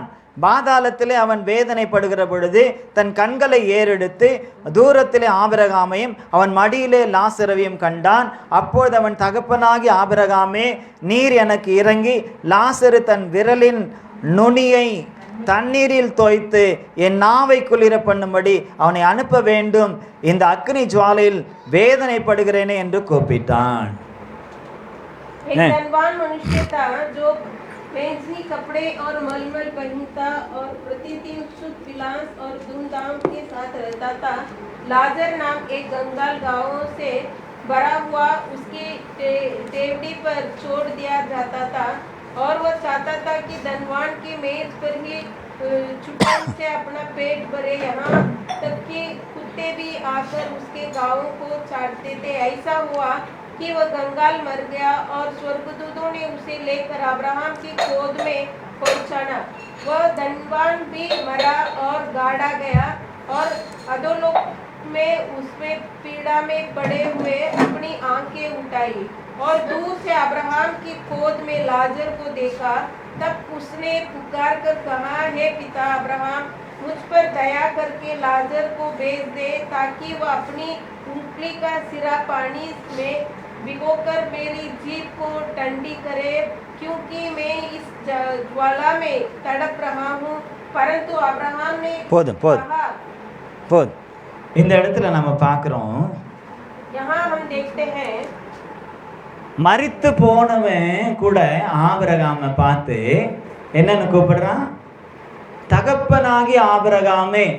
वो मरा हुआ उस धनवान भी क्या बोलता है इस जगह पे, இந்த பூமியிலே ஐஸ்வர்யவானாய் வாழ்ந்தான், इस पृथ्वी में धनवान बना। ஆபிரகாமை அவன் அறிந்திருக்கிறான். ये अब्राहम को जानता था, அதனால தான் அவனுக்கு தெரியுது பாதாளத்துல போனா கூட ஆபிரகாமை தகப்பன்னு கூப்பிடணும்னு. அப்போ அந்த விசுவாசத்துல அவன் இருந்திருக்கான். इसलिए उसको मालूम था कि वो अब्राहम पिता है करके। ஆனா விசுவாசியா இல்லை. विश्वास था लेकिन विश्वासी नहीं था। சில பேருக்கு தான் கிறிஸ்தவங்களா இருப்பாங்க. कोई कोई नाम के लिए मसीह रहते हैं, பீட்டர்னு இருப்பார், पीटर करके नाम रहेगा, கொஞ்சம் கூட அவருக்கும் ஆண்டவருக்கும் சம்பந்தமே இருக்காது. लेकिन उनको और परमेश्वर का कुछ संबंध नहीं। ஏசுதாசன் இருப்பார், येसुदास करके नाम रहता, இருமுடி தாங்கி சபரிமலைக்கு போவார். वो पहाड़ पे चढ़ते हैं। எங்க வீட்டு பக்கத்துல கூட ஒரு ஏசுதாஸ் இருந்தார், ஏசுராஜ். हमारे घर के सामने भी एक येसु। நான் ஸ்கூல் படிக்கும் போது அந்த வழியா தான் போவேன் வருவேன். हम पढ़ने के टाइम எப்ப பாரு ஃபுல்லா இருப்பார். वो हमेशा फुल में रहता है। நான் போற வழியில ஒரு பெரிய ஒரு சாக்கடை இருக்கும், கட்டர் இருக்கும். एक बड़ा गटर रहता है அதுக்கு இந்த பக்கத்துல இந்த குரவங்கெல்லாம் நிறைய பன்றிகளை வளர்ப்பாங்க. और उधर टुक्कर भी चरवाते। சில நேரத்துல அந்த பன்றிகளும் சாக்கடையில இருக்கும், இவரும் சேர்ந்து அது பக்கத்துல படுத்துக்கிட்டு இருப்பார். कभी कभी और टुक्कर के साथ ये भी सोया रहता है। அவங்க அம்மா தேடிட்டு வருவாங்க, ஏசுராஜா பாத்தீங்களா ஏசுராஜா பாத்தீங்களான்னு. उसकी माँ ढूंढ कर आएगी कि येसुराज को देखा। பார்த்தா பன்னி கூட சாக்கடையில படுத்துக்கிட்டு இருப்பார், பேரு ஏசுராஜ். वो टुक्कर के साथ रहता था। ஹல்லேலூயா. நம்ம சபையில கூட ஒரு ஏசுராஜ் இருந்தார். अपना घर में अपना गलीसा में भी एक येसुराज। இப்போ அவரு ஊர்ல வள்ளியூர் பக்கத்துல இருக்கக்கூடிய அது என்ன ஊரு, ரோஸ்மியாபுரத்துல ஊழியம் செய்து கொண்டிருக்கிறார். वो ब्रदर जो है अभी गांव में रोसमियापुरम में सेवा करता है। அந்த ஏசுராஜுக்கும் நாம் சொன்ன இந்த ஏசுராஜுங்களுக்கு சம்பந்தம் இல்லை. मैं जो बोला पहला वो येसुराज को और इस येसुराज को कुछ संबंध। நிறைய பேர் சிலுவை போட்டுக்கிட்டு இருப்பாங்க, बहुत लोग அவங்க எல்லாம் இயேசுவின் பிள்ளைன்னு சொல்ல முடியாது. क्रॉस डाल के, நிறைய பேர் பச்சை குத்திருப்பாங்க, கழுத்துல குத்திருப்பாங்க, கையில குத்திருப்பாங்க, எங்கெங்கே குத்திருப்பாங்க சிலுவையை. क्रॉस को अपने உண்மையான இயேசுவினுடைய பிள்ளைகள் அதையெல்லாம் செய்யவே மாட்டாங்க. गले में इसमें टाटू डाल, கழுத்துல சிலுவை போடுறதுனால இயேசுவின் பிள்ளையா ஆயிட முடியாது, பரலோகமும் போக முடியாது, கண்டிப்பா போகவே முடியாது. हम क्रॉस डालने से हम स्वर्गराज नहीं जा सकता है। இயேசுவை விட்டுட்டு போனதை நாம ஏன் போட்டுக்கணும்? यीशु छोड़ के गया तो हम क्यों डालना है? இயேசுவை விட்டுட்டு தானே போயிட்டார், சிலுவையை விட்டுட்டு தானே பரலோகம் பண்ணார். அப்ப விட்டா தான் நாமளும் பரலோகம் போக முடியும். நான் விட மாட்டேன் மாட்டேன் மாட்டேன் சிலுவையை விட மாட்டேன்னா இங்கேயே பிடிச்சிட்டு தொங்கிட்டு தான் இருக்கணும், பரலோகம் போக முடியாது. அப்புறம் இந்த ஐஸ்வர்யவான் மாதிரி தகப்பனாகி ஆபிரகாமே ஏக் பூந்த், ஒரு சொட்டு நீர் விட்டா கூட எனக்கு நல்லது, அந்த அளவுக்கு வாதை அந்த இடத்துல இருக்கும். जैसा धनवान ने कहा एक बूंद पानी डालो ऐसा हालत हो जाएगा. பாருங்க, 2 பேரும் மரிக்கிறாங்க. दोनों मरते हैं. ஐஸ்வர்யானும் மரிச்சானா, தரித்திரனும் மரிச்சானா. ஐஸ்வர்யவான் भी धनवान भी मरा और लाजर भी मरा.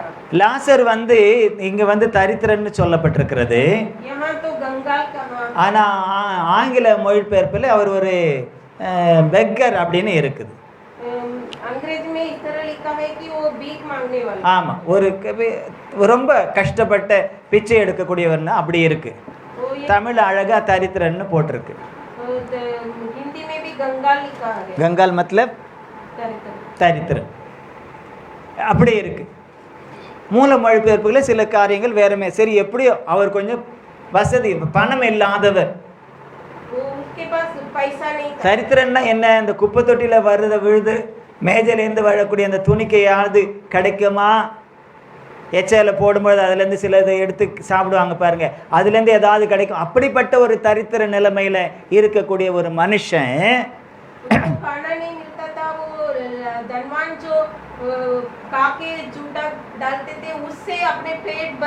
அப்படிப்பட்ட தரித்திர நிலைமையில இருந்தாலும் கூட அவன் ஆண்டவரை விடல. இவர் ஆண்டவர் தான் ஆசீர்வதித்தார், ஆண்டவர் தான் ஆசீர்வதித்தான்னு சொல்லிட்டு எச்ச கையில கூட காக்காய ஓட்டல. கர்த்தர் கொடுத்தார், கர்த்தர் கொடுத்தார், தானே தின்னு தின்னு கொழுத்து போய் பாதாளத்துக்கு போயிட்டார். ஏதாவது அவங்க வீட்டுல இருந்து விழுறது ஏதாவது கிடைக்குமான்னு பார்த்துட்டு கர்த்தரையே நம்பிக்கிட்டு இருந்தான். அவன் ஆபிரகாமின் தகப்பனாகிய ஆபிரகாமின் மடியிலே கொண்டு போய் விடப்பட்டார்களாம்.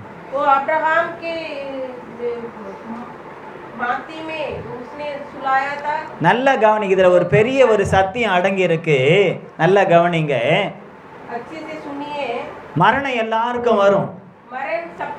கர்த்தரை விசுவாசிக்கிறவங்களுக்கு, மெய்யாகவே கர்த்தரோடு கூட இணைந்து இருக்கிறவங்களுக்கு மரணம் வரும். சும்மா பேரளவுக்கு விசுவாசிக்கிறவங்க இல்ல விசுவாசிக்காதவங்களுக்கும் கூட மரணம் வரும். கடவுளே இல்லைன்றவங்களுக்கும் வரும். விக்கிரகத்தை வணங்குறவங்களுக்கும் வரும். அது எப்ப வேணாலும் வரும். அதற்கு ஏதாவது ஒரு காரணம் வேணும், வரும். ஏனென்றால் வேத வசனம் சொல்லுது, பிறந்தவன் மரிக்க வேண்டும். மரித்தால் தான் பரலோகம் போக முடியும், ஒரு புது வாழ்வை அனுபவிக்க முடியும். அதற்கு ஒரு எடுத்துக்காட்டு சொல்லப்படுகிறது. கோதுமை மணியானது நிலத்தில் விழுந்து அது செத்தால் தான் அதிலிருந்து என்ன வரும்? புதுசா கதிர் வந்து அதுல புதிய விதமான மணிகள் கடந்து வரும், புதிய வாழ்க்கை கிடைக்கும்.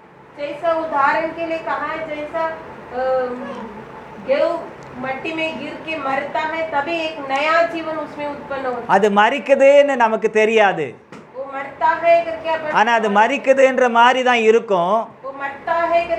ஆனா அது உயிர்க்குதுன்னு அது வெளியே வரும்போது தெரியும். அல்லேலூயா. அதே போலதான் நம்முடைய விசுவாசமும் இருக்கணும். இப்ப கர்த்தருக்குள்ள மரித்த இந்த தரித்திரன் அவனையும் தான் அடக்கம் பண்ணாங்க. ஆனா அவனை அடக்கம் பண்ணாங்கன்னு சொல்லப்படல. அவனை அடக்கம் பண்ணாலும் கூட அவன் எங்க இருக்கான்னு சொல்லப்பட்டிருக்கு.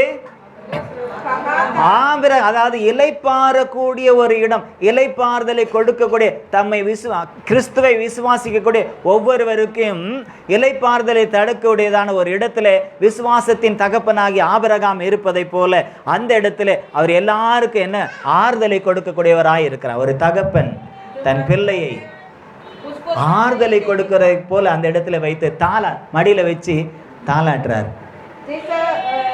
मरने वालों को तसल्ली देने के लिए वो अब्राहम की गोद में लेके जाता है. பெரும்பாலும் என்ன சொல்லும், பெண்கள் தான் மடியில வச்சு லல்லல்லா ஆரிராரோ ஆரிராரோ அப்படின்னு என்ன செய்வாங்க. இப்பெல்லாம் அந்த பாட்டும் இல்லை, அந்த டயலாக்கும் இல்லை. இதை பாரு, இந்த கார்ட்டூனை பாரு, இதை பாரு, சாப்பிடு, அதை பாரு, சாப்பிடு, அதை பாரு, அதை பார்த்துக்கிட்டே பைத்தியமா போகுது. அது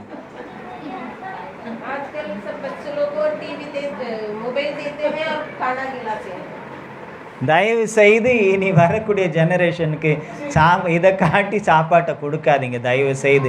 அதே பைத்தியம் ஆயிட்டு பிள்ளைங்க நாளைக்கு எல்லாமே அந்த மைண்ட் செட்டே மாறி போகுது.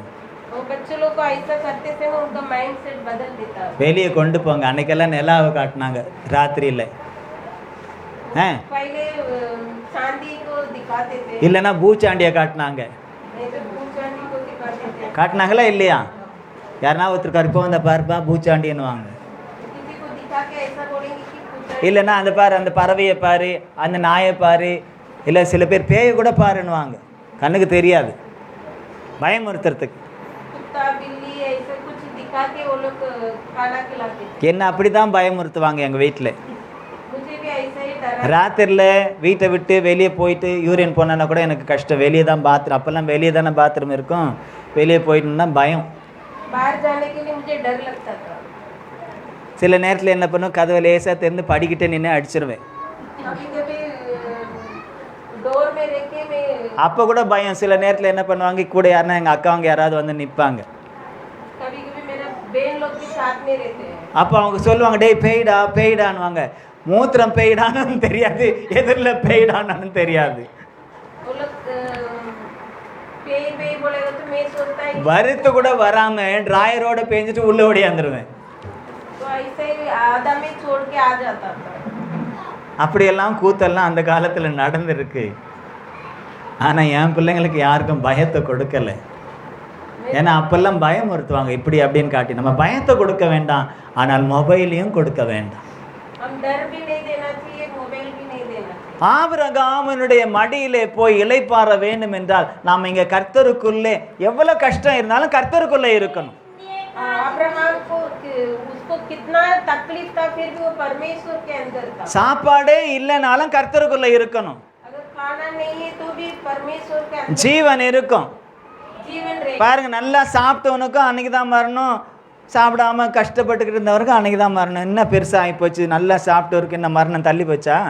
जो अच्छा से खाता था उसको भी मरण आया, और जो नहीं खाया गंगाल था இப்போ பெரும்பாலும் நல்ல நிறைய சாப்பிட்றவங்க தான் சீக்கிரம் செத்து போகிறாங்க.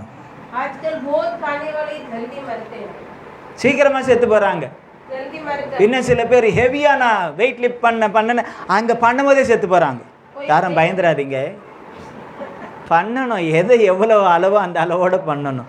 ஒரு நாள்லேயே உடம்பு இப்படி ஆயிடணும்னா ஆண் அழகனை ஆக முடியுமா? ஆண் அழகனை ஆகணுனாலும் பெண் அழகி ஆகணுனாலும் அதுக்கு வருஷ கணக்கு ஆகும். எஸ்தர் அழகாக்குறது, எஸ்தர் ரொம்ப அழகு தான், இருந்தாலும் இன்னும் கொஞ்சம் அழகாக்கிறதுக்காக 6 மாதம் ஒரு வருஷம் அவங்களுக்கு என்ன செய்யப்பட்டது, சில சுத்திகரிப்புக்கான காரியங்கள் கொடுக்கப்பட்டது. எல்லாத்துக்கும் ஒரு வரையறை இருக்குங்க, பொத்தனி எல்லாமே நடந்துராது. அப்போ இந்த ஆபிரகாமை நாம் பார்க்கிறோம். திரள் ஜாதிகளுக்கு தகப்பன், பூமியில மாத்திரமல்ல இளைப்பாறக்கூடிய இடத்திலும் கூட கிறிஸ்துவனுடைய பிள்ளைகளை, கிறிஸ்துவுக்காக இந்த பூமியில வாழ்ந்து மரித்தவர்களை வரவேற்று தன் மடியிலே வைத்து தகப்பனை போல, தகப்பன் தான், தகப்பனை போல இல்லை, தகப்பனாய் இருந்து அவர்களுக்கு ஆறுதலை கொடுக்கக்கூடிய ஒரு தகப்பனாக ஆபிரகாம் இருக்கின்றார். அல்லேலூயா. बहुत जातियों के पिता था, और उधर आकाश में भी वो बहुत लोगों के पिता था. இந்த ஆபிரகாம் விசுவாசத்தின் தகப்பன். वो अब्राहम जो विश्वास के पिता. இந்த ஆபிரகாம் वो अब्राहम ஆறுதலை கொடுக்கக்கூடிய தகப்பன். तसल्ली देने वाला पिता. இந்த ஆபிரகாம் ये अब्राहम பிள்ளைகளுக்கு முன்மாதிரியான தகப்பன். बच्चों के लिए गवाही बनकर रहने वाला. இந்த ஆபிரகாம் பிள்ளைகளுக்கு மாத்திரமல்ல திரள் ஜாதிகளுக்கு தகப்பனான ஒரு தகப்பன். और पिता अब्राहम जो है बहुत जातियों के पिता था. நமக்கும் அவர் தகப்பன் தான். हमारे लिए पिता. இந்த தகப்பனுடைய இருதயம் இன்றைக்கு நமக்கு வேண்டும்.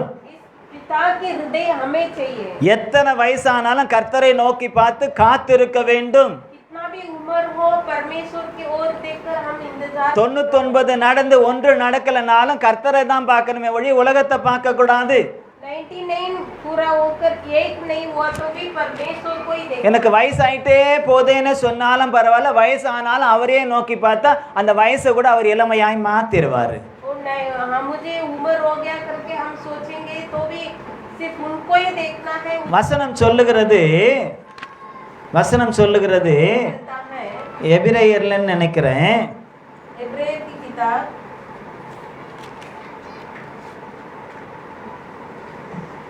11வது அதிகாரம் 12வது வசனத்தை வாசிங்கள், நாம் முடிக்கலாம். Hebrew chapter 11 verse 12.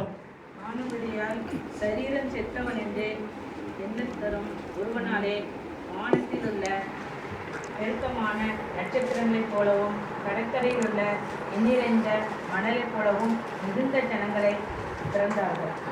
Jayanthi sister, நீங்கள் தமிழச்சி தானே? ஆமென் ஆமென் ஆமேனா இல்லையா? சந்தேகமாக இருக்குது. தமிழை நல்லா வாசிங்க. ஆனபடியால் சரீரம் செத்தவன் என்று எண்ணத்தகும் ஒருவனாலே வானத்தில் உள்ள பெருக்கமான நட்சத்திரங்களைப் போலவும் கடற்கரையில் உள்ள எண்ணிறந்த மணலைப் போலவும் மிகுந்த ஜனங்கள் பிறந்தார்கள் என்று புதிய ஏற்பாட்டிலே சாட்சியாக எழுதி வைக்கப்பட்டிருக்கிறது. इस कारण एक ही जन से जो मरा हुआ सा था आकाश के तारे और समुद्र के तीर के भालू के समान अनगिनत वंश उत्पन्न हुआ करके लिख के रखा गया. சரீரம் செத்ததுன்னா என்ன அர்த்தம்? உயிரை தான் இருக்கிறாரு. சரீரம் செத்ததுன்னா என்ன அர்த்தம்? मरा हुआ बोला तो क्या है? அவர் மூலமாக இன்னொரு ஜெனரேஷன் உருவாகாது. उनके द्वारा एक जनरेशन उत्पन्न होने की मौका. அதாவது ஜெனரேஷன் உருவாவதற்கான அந்த ஜீவ உயிர்மை என்ன இல்லை. उनके द्वारा उत्पन्न होने वाला एक जीवन என்ன இல்லை? உயிர்மை இல்லை, जीवन नहीं है. ஒரு புதிய ஒரு ஜீவனை உருவாக்குவதற்கு வேண்டியதான அந்த ஜீவ அணுக்கள் இல்லை. नया जीवन शुरू करने के लिए जीवन नहीं है. அப்ப இத இல்லை இல்லை இல்லைன்னு சொல்லிட்டு 99 வருஷம் போயிட்டு वो 99 उम्र ऐसा ही निकल गया. नहीं இப்போ சொல்றபடி ஒரு குறிப்பிட்ட வயசு இருந்தாலும் பரவாயில்ல, ஏதாவது சொல்லலாம். இப்போ 99 வயசு சுத்தமாக ஒன்றுமே கிடையாது. अभी 99 में कुछ भी नहीं है. என் மூலமாக இன்னொரு ஜீவன் உருவாகாது. मेरे द्वारा और एक जीवन नहीं. உலகம் அப்படிதான் முத்திர குத்தும், ऐसा ही दुनिया बोल. விஞ்ஞானமும் அப்படிதான் முத்திர குத்தும், साइंटिस्ट भी ऐसे. டாக்டர்களும் அப்படிதான் முத்திர குத்தி வாங்க வாங்க வாங்க உங்களுக்காக நான் டெஸ்ட் பேபி எல்லாம் பண்ணி கொடுக்குறேன்னு சொல்லுவாங்க. डॉक्टर लोग भी ऐसे ही बोलेंगे. இப்போ நிறைய இடத்துல டெஸ்ட் சென்டர்கள்லாம் நிறைய இருக்கு. आजकल बहुत टेस्ट बेबी का सेंटर हो. இதுவும் கூட பிசாசின் தந்திரம். ये भी एक शैतान की कार्य है. இங்கெல்லாம் போக வேண்டிய அவசியம் இல்லை. यहाँ सब जाने की जरूरत नहीं. என் வீட்டுக்கு இயேசு வந்தா போதும், मेरा घर में यीशु आया है तो बस. என் இயேசுவை நான் கவனிச்சா போதும். मेरा यीशु को देखेगा तो बस हो. ஆபிரகாம் செய்தது அதுதான். अब्राहम ने यही. நீ ஆதி ஆகமத்தை வீட்டில் போயிட்டு வாஸ்து பார்த்தீங்கன்னா தெரியும். आदि आम उत्पत्ति किताब. நல்ல வெயில் நேரம், अच्छा வீட்டு உள்ள கூடாரத்துல புழுக்கமா இருக்குன்னு வாசல்ல உட்காந்துக்கிட்டு இருக்கிறாரு. वो धूप के समय वो बाहर बैठ के हवा खाने. நல்ல உச்சி வெயில். अच्छा धूप. ஒரு 3 பேர் வராங்க. एक 3 जन आ रहा. அந்த 3 பேரை இவர் பார்க்கறாரு. 3 जन को देख. ஊருக்கு புதுசுன்னு தெரியுது. एक गांव के लिए नया दिखता है. நாமல அந்த கூப்பிடுவோமா? हम रहेगा तो बुलाएंगे उनको. கூப்பிடுவோம், பிரைஸ் லார்ட் சொல்லுவோம். யாருன்னு தெரில, அவன் யாரோ நல்லவனோ கெட்டவனோ திருடனோ பொறுக்கியோ போக்குறியோ யாரும் நமக்கு தெரியாது.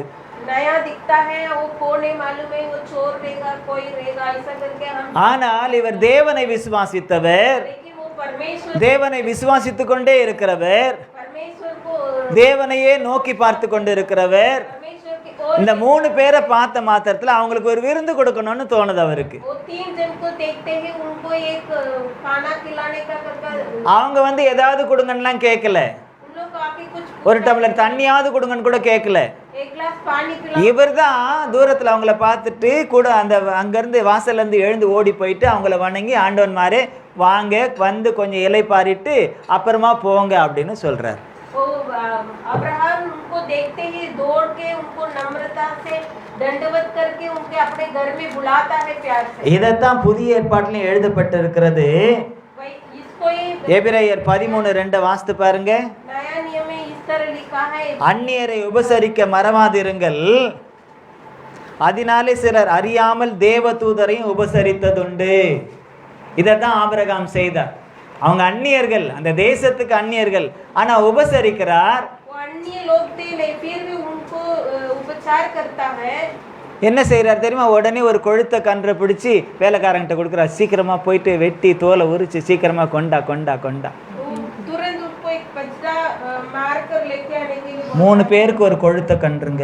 वो 3 जन के लिए एक நம்ம 1 கிலோ எடுக்கிறதுக்கே கஷ்டப்படுறோம்.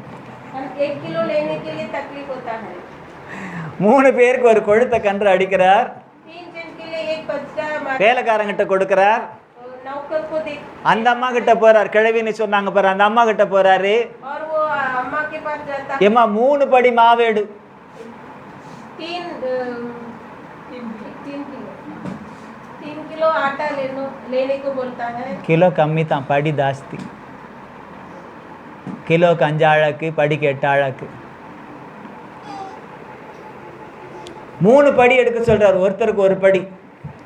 एक जन के लिए एक 3 படி மெல்லிய மாவு எடுத்து சீக்கிரம் அப்பம் சுடு. तो बारीक आटा लेकर तुरंत रोटी बनाना. நல்ல வெயில் நேரம். अच्छा வயசான அம்மா என்ன சொல்லியிருக்கணும்? இந்த கவனுக்கு வேற வேலை இல்லை பாருன்னு சொல்லியிருக்கணும். ஆனால் அந்த அம்மா ஆபிரகாமை ஆண்டவனே என்று சொல்லி அந்த 89 வயசுலையும் அடங்கி உடங்கி இருந்தாங்க. அவரை மதிச்சாங்க. उस उम्र में भी பாடா போடான்லாம் சொன்னதில்லை. उसको ठीक से ஏய் ஜோயல்லாம் கூப்பிட்டதில்லை. இல்லை, நாங்கள்லாம் கூப்பிடுவோம், அதெல்லாம் எங்களுக்கு சகஜம். சரி கூப்பிட்டுக்கங்க, கொஞ்சங்க கொல்லவங்க, நல்லது, அது ஒன்றும் பிரச்சனை இல்லை. ஆனால் மரியாதை இருக்கட்டும் மனசில். அந்த அம்மா பாருங்க 3 படி மாவு, நல்ல வெயில், ஒன்றும் சொல்லலை. சரி சொல்லிட்டார், செய்வோன்ட்டு செய்கிறாங்க. उन्होंने तुरंत किया. இங்கே வேலைக்காரன் மாட்டை உரிச்சு கொண்டு வந்து அது ஒரு சமையல் நடக்குது. அதுக்குள்ளே போயிட்டு அவங்க 3 பேருக்கும் கைக்கும் காலுக்கும் தண்ணியை கொடுத்து கழுவிட்டு இந்த மரத்தடியில் நிழலில் உட்காருங்கன்னு சொல்லிட்டு அவங்கள உட்கார வச்சுட்டு அதுக்கப்புறம் எல்லாத்தையும் கொண்டு வந்து கொடுத்துற. அதுக்கப்புறம் தான் அவங்க போயிட்டு அவங்க ஆசீர்வதிச்சுட்டு போகிறாங்க. நாங்கள் திரும்பி வருவோம், சாப்பிட்றதுக்கு இல்லை, ஒரு உயிர்மை உங்களுக்குள்ளே உருவாயிருக்கும். வந்தது தேவன் என்று அப்பொழுது தான் ஆபிரகாம் அறிந்து கொள்ளுகிறார்.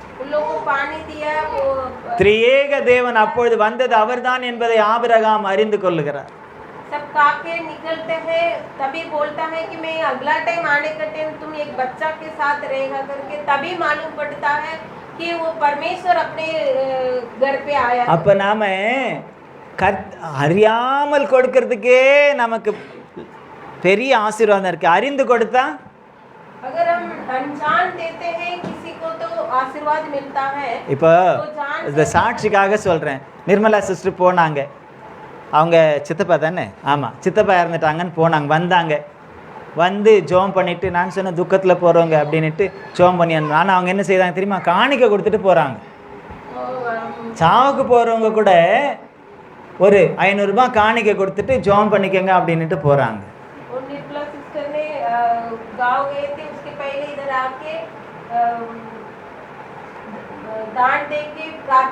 எதுக்கு செய்யணும்? போற இடத்துல எந்த பிரச்சனையும் உருவாகக்கூடாது. கர்த்தர் தன்னோடு கூட இருக்கணும். நம்ம ஆராதனை நேரத்தில் இருக்க மாட்டோம். அதே மாதிரி பாட்டியும் அப்படிதான். எங்கேயாவது போகிறாங்கன்னா முதல்ல வந்து ஜோம் பண்ணிவிட்டு காணிக்கை கொடுத்துட்டு நான் இந்த வாரம் வரமாட்டேன், இப்படி அலுவல் இருக்குது அப்படின்னு சொல்லிட்டு காணிக்கை கொடுத்துட்டு போயிடுவாங்க ஜோம் பண்ணிக்கிட்டு. இது ஊழியக்காரனை கனப்படுத்துறது இல்லை, கர்த்தரை கனப்படுத்துவது. அல்லேலூயா. அப்படிப்பட்டவர்களை கர்த்தரும் கனம் பண்ணுவார். அல்லேலூயா. அப்படிப்பட்டவர்களை கர்த்தரும் கனம் பண்ணுவார். நீங்க எங்க இருந்தாலும் உங்க வீட்டு நினைப்பு இருக்கணுமா வேண்டாமா? இப்ப சில பேர் ஃபாரின் போறாங்க, வேலைக்கு போறாங்க, வேலைக்கு போய் சம்பாரிச்சு எங்கே அனுப்புவாங்க? அங்கே இருக்கிற வீட்டை அங்கே தங்கியிருக்காங்க அவங்ககிட்ட எல்லாத்தையும் செலவு பண்ணி அங்கேயே அவங்களுக்கு கொடுத்துருவாங்க.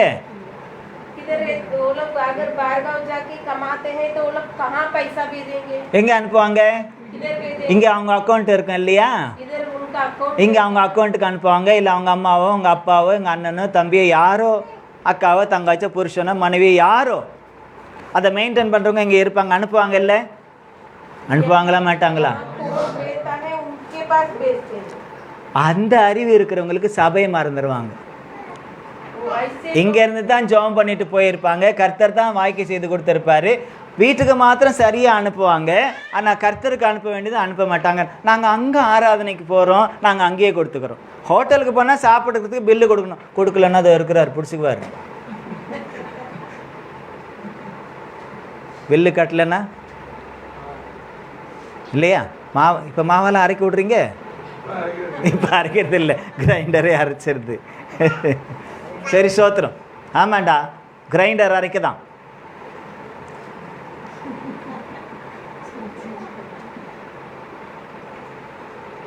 என்ன சொல்ல வந்து காணிக்கை பாருங்க, வீட்டுக்கு அனுப்புறோன்ற அந்த அறிவு இருக்கிறவங்களுக்கு ஆவிக்குரிய அறிவை எங்க கடன் வச்சிடுறாங்க? तो घर में पैसा भेजते हैं, लेकिन आत्मिक जीवन में भेजने के लिए இப்போ ஒரு இடத்துல போயிட்டு நம்ம ஆராதிக்கிறோம், வேற வழி இல்லை ஆராதிக்கிறோம்னா அந்த காணிக்கை கொடுக்கலாம், தப்பு இல்லை. காணிக்கை எங்க கொடுக்கலாம், தப்பு இல்லை. ஆனால் உங்கள் தசம பாகத்தை எங்க தான் அனுப்பணும்? உங்களுடைய வீட்டுக்கு, अगर உங்க சபைக்கு, உங்களுக்காக ஜெபிக்கிற, உங்களுக்காக வேண்டிக் கொள்ளுகிற, உங்களுக்காக ஜெபித்து காரியங்களை உங்களுக்காக வாய்க்கு செய்து கொடுக்கிற சபைக்கு கர்த்தருடைய நாமத்தினால் அனுப்பணுமா வேண்டாமா? गलीसा अपन किधर भी जा सकता है, दान दे सकता है, लेकिन दशमांश जो है वो अपने लिए अपना गलीसा में बेचना चाहिए। को कौन आपके लिए प्रार्थना करते हैं? ஹல்லேலூயா, ஹல்லேலூயா, ஹல்லேலூயா. அதுக்கு எங்களுக்கு ரைட்ஸ் இருக்கா இல்லையா கேட்கறதுக்கு? ஆனால் நான் கேட்கறதில்ல, யாருக்கிட்டையும் கொடுத்தாலும் சரி கொடுக்கலனாலும் சரி கேட்கறதில்ல. நான் கேட்கறதெல்லாம் கர்த்தர்கிட்ட தான். நீங்கள் கொடுங்கப்பா. மனுஷன் மாறுவான், மனுஷிகளும் மாறுவார்கள், மனுஷனும் மாறுவான், மனுஷிகளும் மாறுவார்கள். ஆனால் என்னை அழைத்த தேவன் மாறாதவர். अब किसी से कभी नहीं पूछता है, लेकिन सिर्फ परमेश्वर से पूछता है। कोई बदले, लेकिन प्रभु नहीं बदलता। ஏனென்றால் என் தேவன் என்னை அழைத்த பொழுது நீங்க யாரும் இல்லை. क्योंकि प्रभु जब बुलाया तभी कोई नहीं थे, மனைவி கூட கிடையாது, पति पत्नी भी नहीं थी, பிள்ளைங்க கூட கிடையாது. बच्चों लोग नहीं थे। என்னை தேவன் அழைக்கும் போது யாரும் கிடையாது. प्रभु बुलाते தனியால தான் அழைச்சார். ஆபிரகாமே அப்படிதான் அழைச்சார், अब्राहम को जैसा बुलाया என்னை அப்படித்தான் அழைத்தார். मुझे भी वैसा ही बुलाया। நான் அவர்கிட்ட இன்னைக்கு வரலாம் ஒன்றும் டிமாண்ட் பண்ணலங்க. आज तक मैं उनसे कुछ डिमांड नहीं। ஏன்னா சில பேருடைய சாட்சியெல்லாம் நான் கேட்டிருக்கேன். நான் ஊழியத்துக்கு வந்தால் இதை செய்வீங்களா, அதை செய்வீங்களா, எப்படி செய்வீங்களா, அப்படி செய்வீங்களா, நாங்கள் எல்லாம் டிமாண்ட் பண்ணி தான் வந்தோம்னு நிறைய பேர் சொல்லுவாங்க. कोई कोई बोलते हैं कि सेवा में आने के पहले प्रभु से पूछते नहीं कि प्रभु ये वो करेगा, ये करेगा। எனக்கு தரிசனத்தை காட்டினார், அந்த தரிசனத்தின்படி என்னை நடத்தினார், அந்த தரிசனத்தின்படி என்னை நடத்தி கொண்டு வருகிறார். वो प्रभु ने मुझे दर्शन दिखाया, उसी के अनुसार चलाता है। எதுவுமே என்னுடைய நாலேஜுக்கு மீறி தான் எல்லாமே நடந்து கொண்டு இருக்கிறது. मेरे दिमाग से बढ़कर ये चलता है। அதற்கு நான் விட்டு கொடுத்துட்டு போயிட்டே இருக்கிறேன். उसके लिए मैं छोड़ कर दिया है। நான் அதிகமாக அவர்கிட்ட எதையுமே டிமாண்ட் பண்ணதே கிடையாது. मैं उनसे कुछ डिमांड नहीं करता, ஆனால் டிமாண்ட் பண்ணுற அளவுக்கு என்னை அவர் வைத்ததும் கிடையாது. वैसे वो छोड़ता भी नहीं है। ஹல்லேலூயா, ஹல்லேலூயா. விசுவாசியாக இருந்தபோதும் சரி, எனக்கு ஊழியனாக இருக்கும்போதும் சரி, எனக்கு வேண்டியதை என் குடும்பத்திற்கு, நான் தனியாக இருந்தபோதும் சரி, அப்புறம் குடும்பம் வளர்ந்து வளர்ந்து வளர்ந்து எனக்கு இருக்கக்கூடிய இந்த சூழ்நிலையிலும் சரி, வேண்டியதை அவ்வப்பொழுது அவர் சந்தித்து கொண்டு, சில நேரத்தில் தாமதப்படும், ஆனாலும் என் தேவன் என்னுடைய தேவைகள் எல்லாம் சந்தித்து கொண்டு இருக்கிறார். मैं अकेला रहते समय भी और परिवार बढ़ते समय भी प्रभु अपने हमारे जरूरत को प्रभु पूरा करता है। எந்த பக்கத்துலேருந்து உதவி கிடையாது, என் சைட்லேருந்து சரி உங்கள் சைட்லேருந்து எந்த பக்கத்துலேருந்து உதவி கிடையாது. ஏன்னா சில சபைகளை நான் பார்த்துருக்கேன், சில பேரை நான் பார்த்துருக்கேன், சில ஊழியக்காரில் பார்த்துருக்கேன். சில பேர் இந்த மாமியார் வீட்டிலேருந்து உதவி இருக்கும், இந்த பக்கம் அம்மா வீட்டிலேருந்து உதவி இருக்கும், அவங்க மச்சான் மாமன் இப்படி நிறைய பேர் சில இங்கேயே இருக்காங்க, கல்யாணில் கூட இருக்காங்க. மச்சான் மாமன், சொந்த அத்தை, அப்புறம் சின்ன மாமியார், பெரிய, இப்படி எல்லாருமே இருக்கிறவங்க அந்த சபையில். அவங்க உதவி பண்ணிக்கிட்டே இருக்காங்க. ஆனால் என்ன அப்படி ஒரு நாளும் கர்த்தர் நடத்தலை. हम ऐसा गलीसा को देखते हैं कि वो उनका रिश्तेदार लोग उनको मदद करते हैं, लेकिन हमको ऐसा नहीं किया। எப்பவுமே அப்படிப்பட்ட ஒரு சாட்சி என்னிடத்திலிருந்து உருவாகாது. कभी नहीं ऐसा गवाही नहीं आता, சொல்லவும் மாட்டேன். नहीं बोलूंगा। என்னை போஷிக்கிறவர் கர்த்தர், मुझे खिलाने वाला அவருடைய பிள்ளைகளை வைத்து என்னை அவர் நடத்தி கொண்டிருக்கிறார். उनके बच्चों के द्वारा उनको ஹல்லேலூயா. அவருடைய பிள்ளைகளை கொண்டு, அவருடைய சபையை கொண்டு கர்த்தர் என்னை நடத்தி, என் குடும்பத்தை நடத்தி கொண்டிருக்கிறார். उनके बच्चों के के द्वारा वो हमको चलाता। ஹல்லேலூயா. அப்போ ஆபிரகாமை போல நாம் அந்த தகப்பனுடைய ஸ்தானத்தில் இருந்து விசுவாசத்தை பிரதிபலிக்க வேண்டும். अब्राहम के जैसे हम उनके स्थान में रहकर विश्वास को प्रकट करें। ஆபிரகாமை போல நாம் முன்னோடியாய் வாழ்ந்து தேவனுடைய நாமத்தை மகிமைப்படுத்தி பின் சந்ததிக்கு தேவனை வைத்துவிட்டு போக வேண்டும். अब्राहम के जैसे हम गवाही बनकर अपने बच्चों के लिए रखे जाना। இளைப்பாறுதலுக்குள்ளே கடந்து போகிறவர்களுக்கு தேவனுடைய நாமத்தை மகிமைப்படுத்தி அவர்களுக்கு ஆறுதலையும் தேர்தலையும் கொடுக்கக்கூடியவர்களாய் நாம் இருக்க வேண்டும். जो तसल्ली में जाते हैं उनको भी हम तसल्ली देकर जीना है। சரீரம் செத்தவன் என்று எண்ணத்தகும் ஒருவனாலே கடற்கரை மணலை போலவும் அப்புறம் வானத்தின் நட்சத்திரங்களைப் போலவும் மிகுந்த ஜனங்கள் பிறந்தார்கள் என்று இன்றைக்கு சாட்சியாய் இருக்கிறது இஸ்ரவேல்.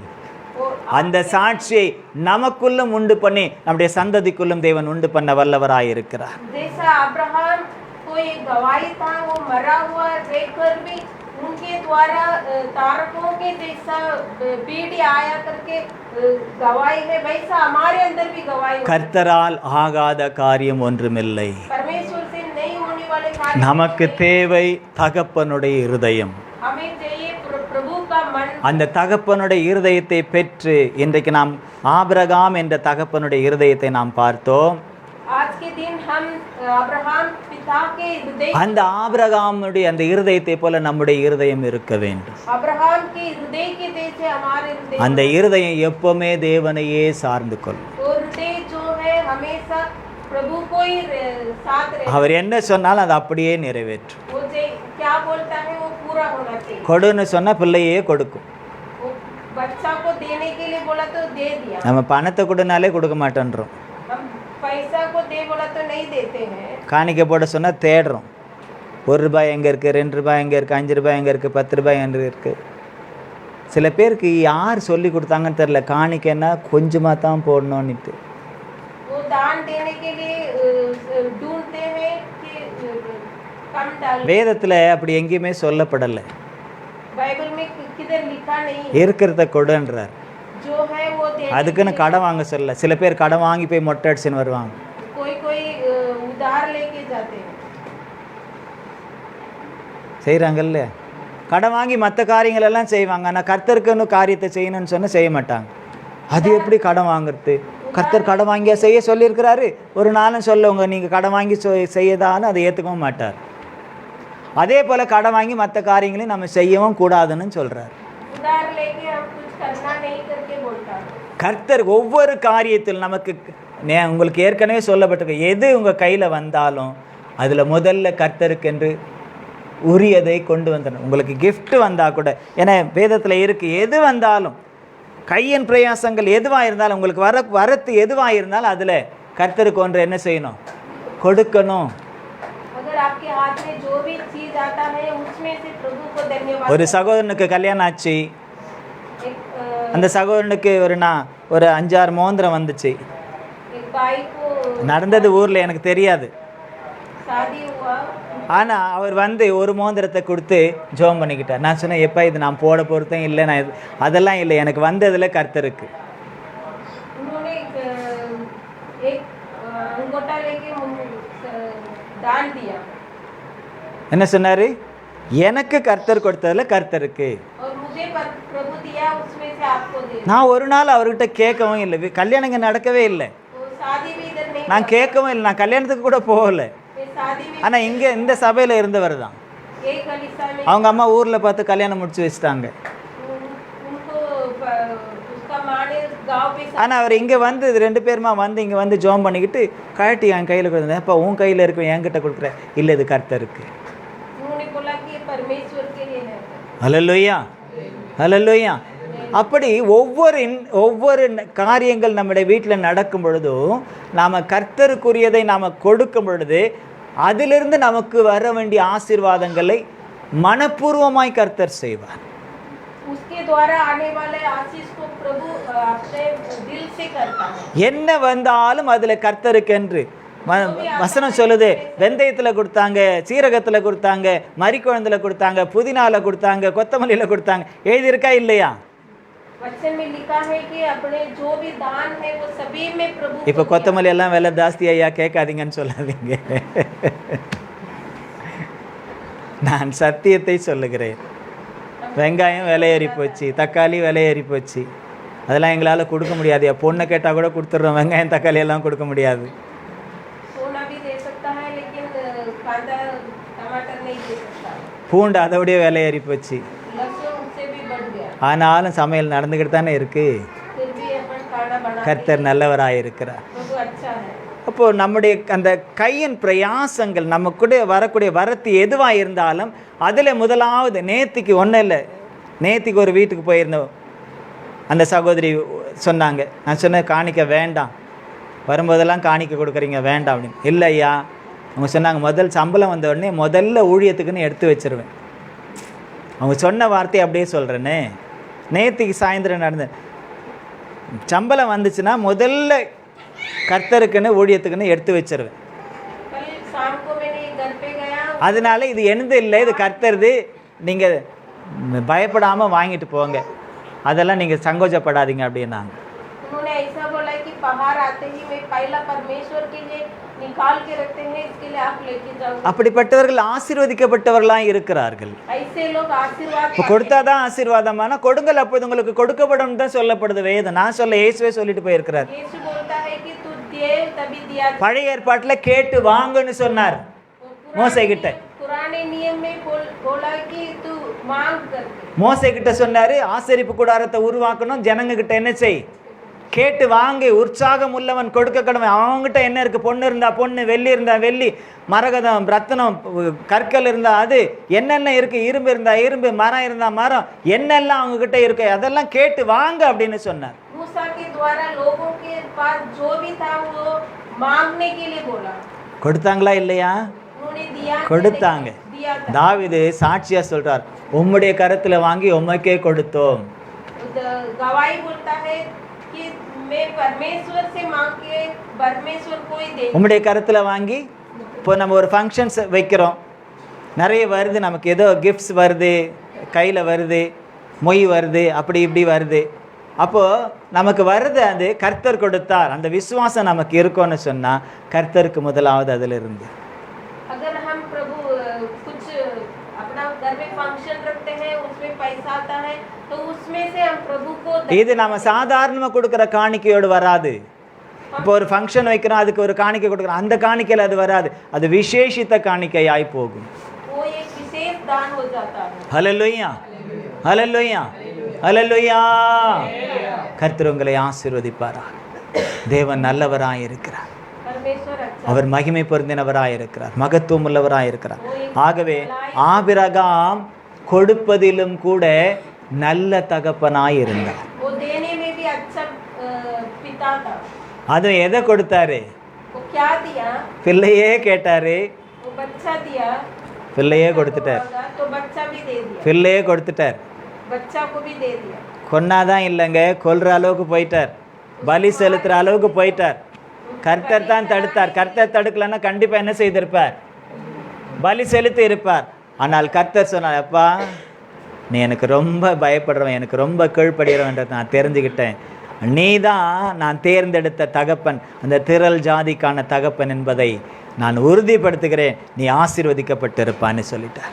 वो अब्राहम ने मारने के लिए गया, तभी प्रभु ने उसको रोका। அப்போ நம்முடைய கரம் கர்த்தருக்கென்று அது தாராளமாக இருக்கணும்.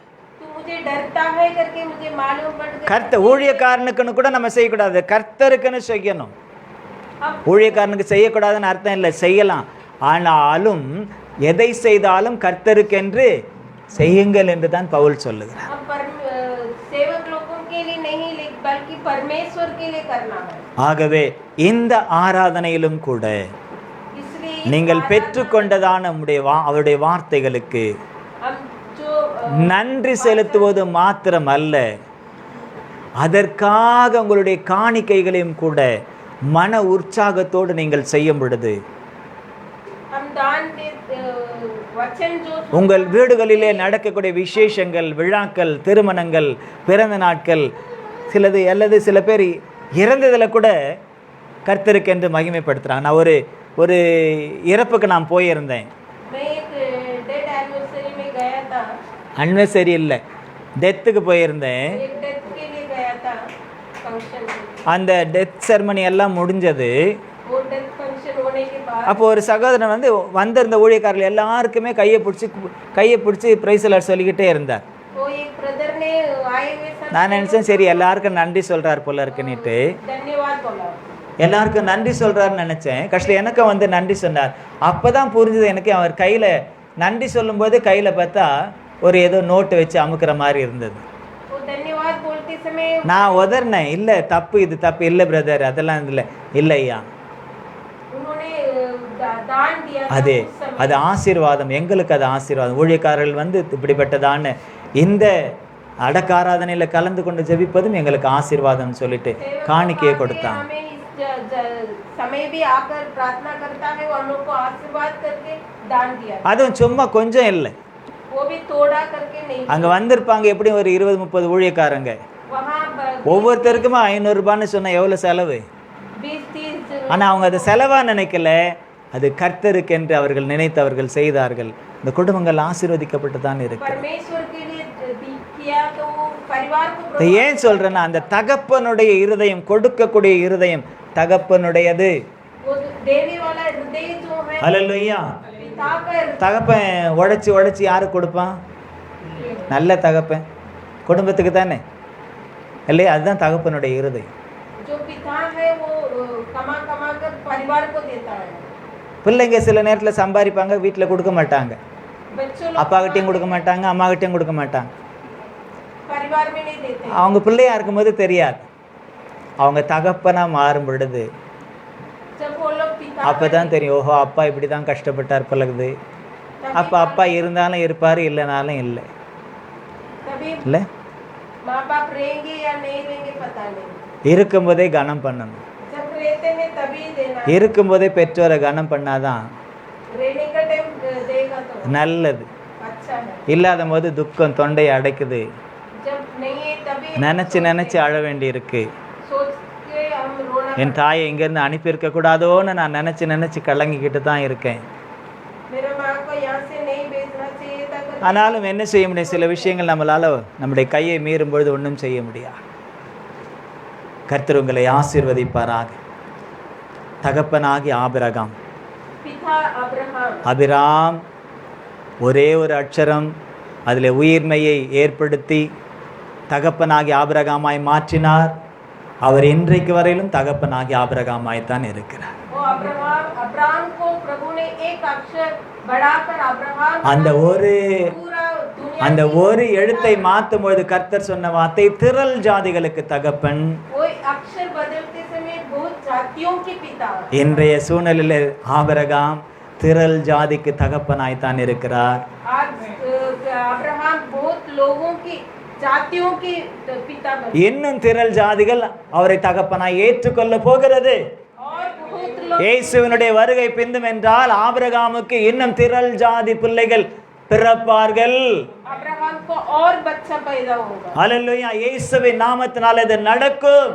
यीशु के नाम से ये होगा। அதற்காக நாமும் கிரியை செய்ய வேண்டும். அந்த தகப்பனுடைய இருதயத்தை பெற்று நாமும் கூட அவருக்குள்ள என்னெல்லாம் இன்றைக்கு கர்த்தர் சொல்லி கொடுத்தாரோ அத்தனை அந்த விசுவாசம் கொடுக்கக்கூடியது, அந்த நம்பிக்கை, அவரையே சார்ந்து கொள்வது, இது எல்லாம் நம்மோடு கூட இருந்து நாம் ஆபிரகாமை பின்பற்றி தேவனுடைய நாமத்தை நாம் மகிமைப்படுத்த வேண்டும். इसके लिए हम भी क्रिया करना है अब्राहम के जैसे। அதற்கு வேண்டிய கிருபையை கர்த்தர் நம்ம எல்லோருக்கும் தருவாராக. उसके लिए अनुग्रह प्रभु हम सबके दे। நாம் செபிக்கலாம், हम प्रार्थना करेंगे। எல்லாரும் செபிக்கலாம். हम सब प्रार्थना करेंगे। எல்லாரும் சொல்லுங்க. हम सब प्रार्थना। பரலோக பிதாவே, स्वर्ग के पिता, ஆபிரகாமை எங்கள் முன் நிறுத்தினீர். अब्राहम को हमारे सामने खड़ा किया, அவரை நீர் தகப்பனாய் மாற்றினீர். उनको पिता बनाया। ஒரே ஒரு எழுத்திலே, एक ही जगह पर, நல்ல விசுவாசத்தோட சொல்லுங்க, ஒரே ஒரு எழுத்திலே एक ही जगह पर சரீரம் செத்து போயிருந்த அவருக்குள்ளே, நான் சொல்றது அப்படியே விசுவாசத்தோட சொல்லுங்க, சரீரம் செத்து போயிருந்த அவருக்குள்ளே சொல்லு, जो शरीर मरा हुआ था उसके अंदर உயிர் மெய்யை ஏற்படுத்தினீர். वो जीवन दिया। ஒரே ஒரு எழுத்தை சேர்த்து एक ही अक्षर देकर உயிர் மெய்யை ஏற்படுத்தினீர். जीवन दिया।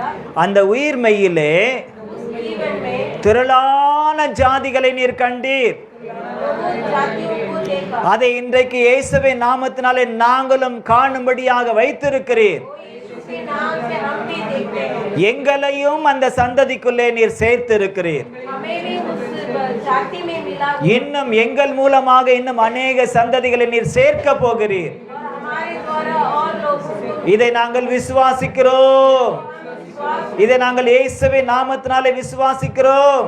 यीशु के नाम से இயேசுவின் நாமத்தினாலே இதை விசுவாசித்து இதை எங்களுடையதாக நாங்கள் ஏற்றுக்கொள்ளுகிறோம். यीशु के नाम से विश्वास करके हम स्वीकार மாம்சத்தின்படியும் இது எங்களுக்குள்ளே நிறைவேறு. शरीर के व्यवहार में हमारे ஆவியின்படியும் இது எங்களுக்குள்ளே நிறைவேறு. आत्मिक रीति से भी हमारे ஆத்மாவிலும் இது எங்களுக்குள்ளே நிறைவேறும். நாங்கள் உமக்கு நன்றி செலுத்தி हम आपको धन्यवाद करते சகல துதி கன மகிமையை हैं, सब स्तुति आदर और இயேசுவின் நாமத்திலே यीशु के नाम உம்முடைய பரிசுத்த ஆவியானவர் மூலமாக पवित्र आत्मा के द्वारा நாங்கள் ஏறெடுக்கிறோம். எங்கள் ஜீவனுள்ள நல்ல பிதாவே, ஆமென். என் ஆத்துமாவே, என் முழு உள்ளமே, என் ஆத்துமாவே கர்த்தர் செய்த மறவாதே. கர்த்தர் உங்களை ஆசீர்வதித்து உங்களை காக்க கடவர். சத்தமா? கர்த்தர் தம்முடைய முகத்தை உங்கள் மேல் பிரகாசிக்க பண்ணி உங்கள் மேல் கிருபையாய் இருக்க கடவர். கர்த்தர் தம்முடைய முகத்தை உங்கள் மேல் பிரசன்னமாக்கி உங்களுக்கு சமாதானம் கட்டளையிட கடவர். ஆமென். ஹல்லேலூயா, ஹல்லேலூயா, ஹல்லேலூயா. ஆன்லைன்ல இருக்கிறவங்களுக்கு ஒரு ஹல்லேலூயா. ஆமென். கர்த்தர் உங்களை ஆசீர்வதிப்பாராக. God bless you. Praise the Lord. Praise the Lord. Praise the Lord.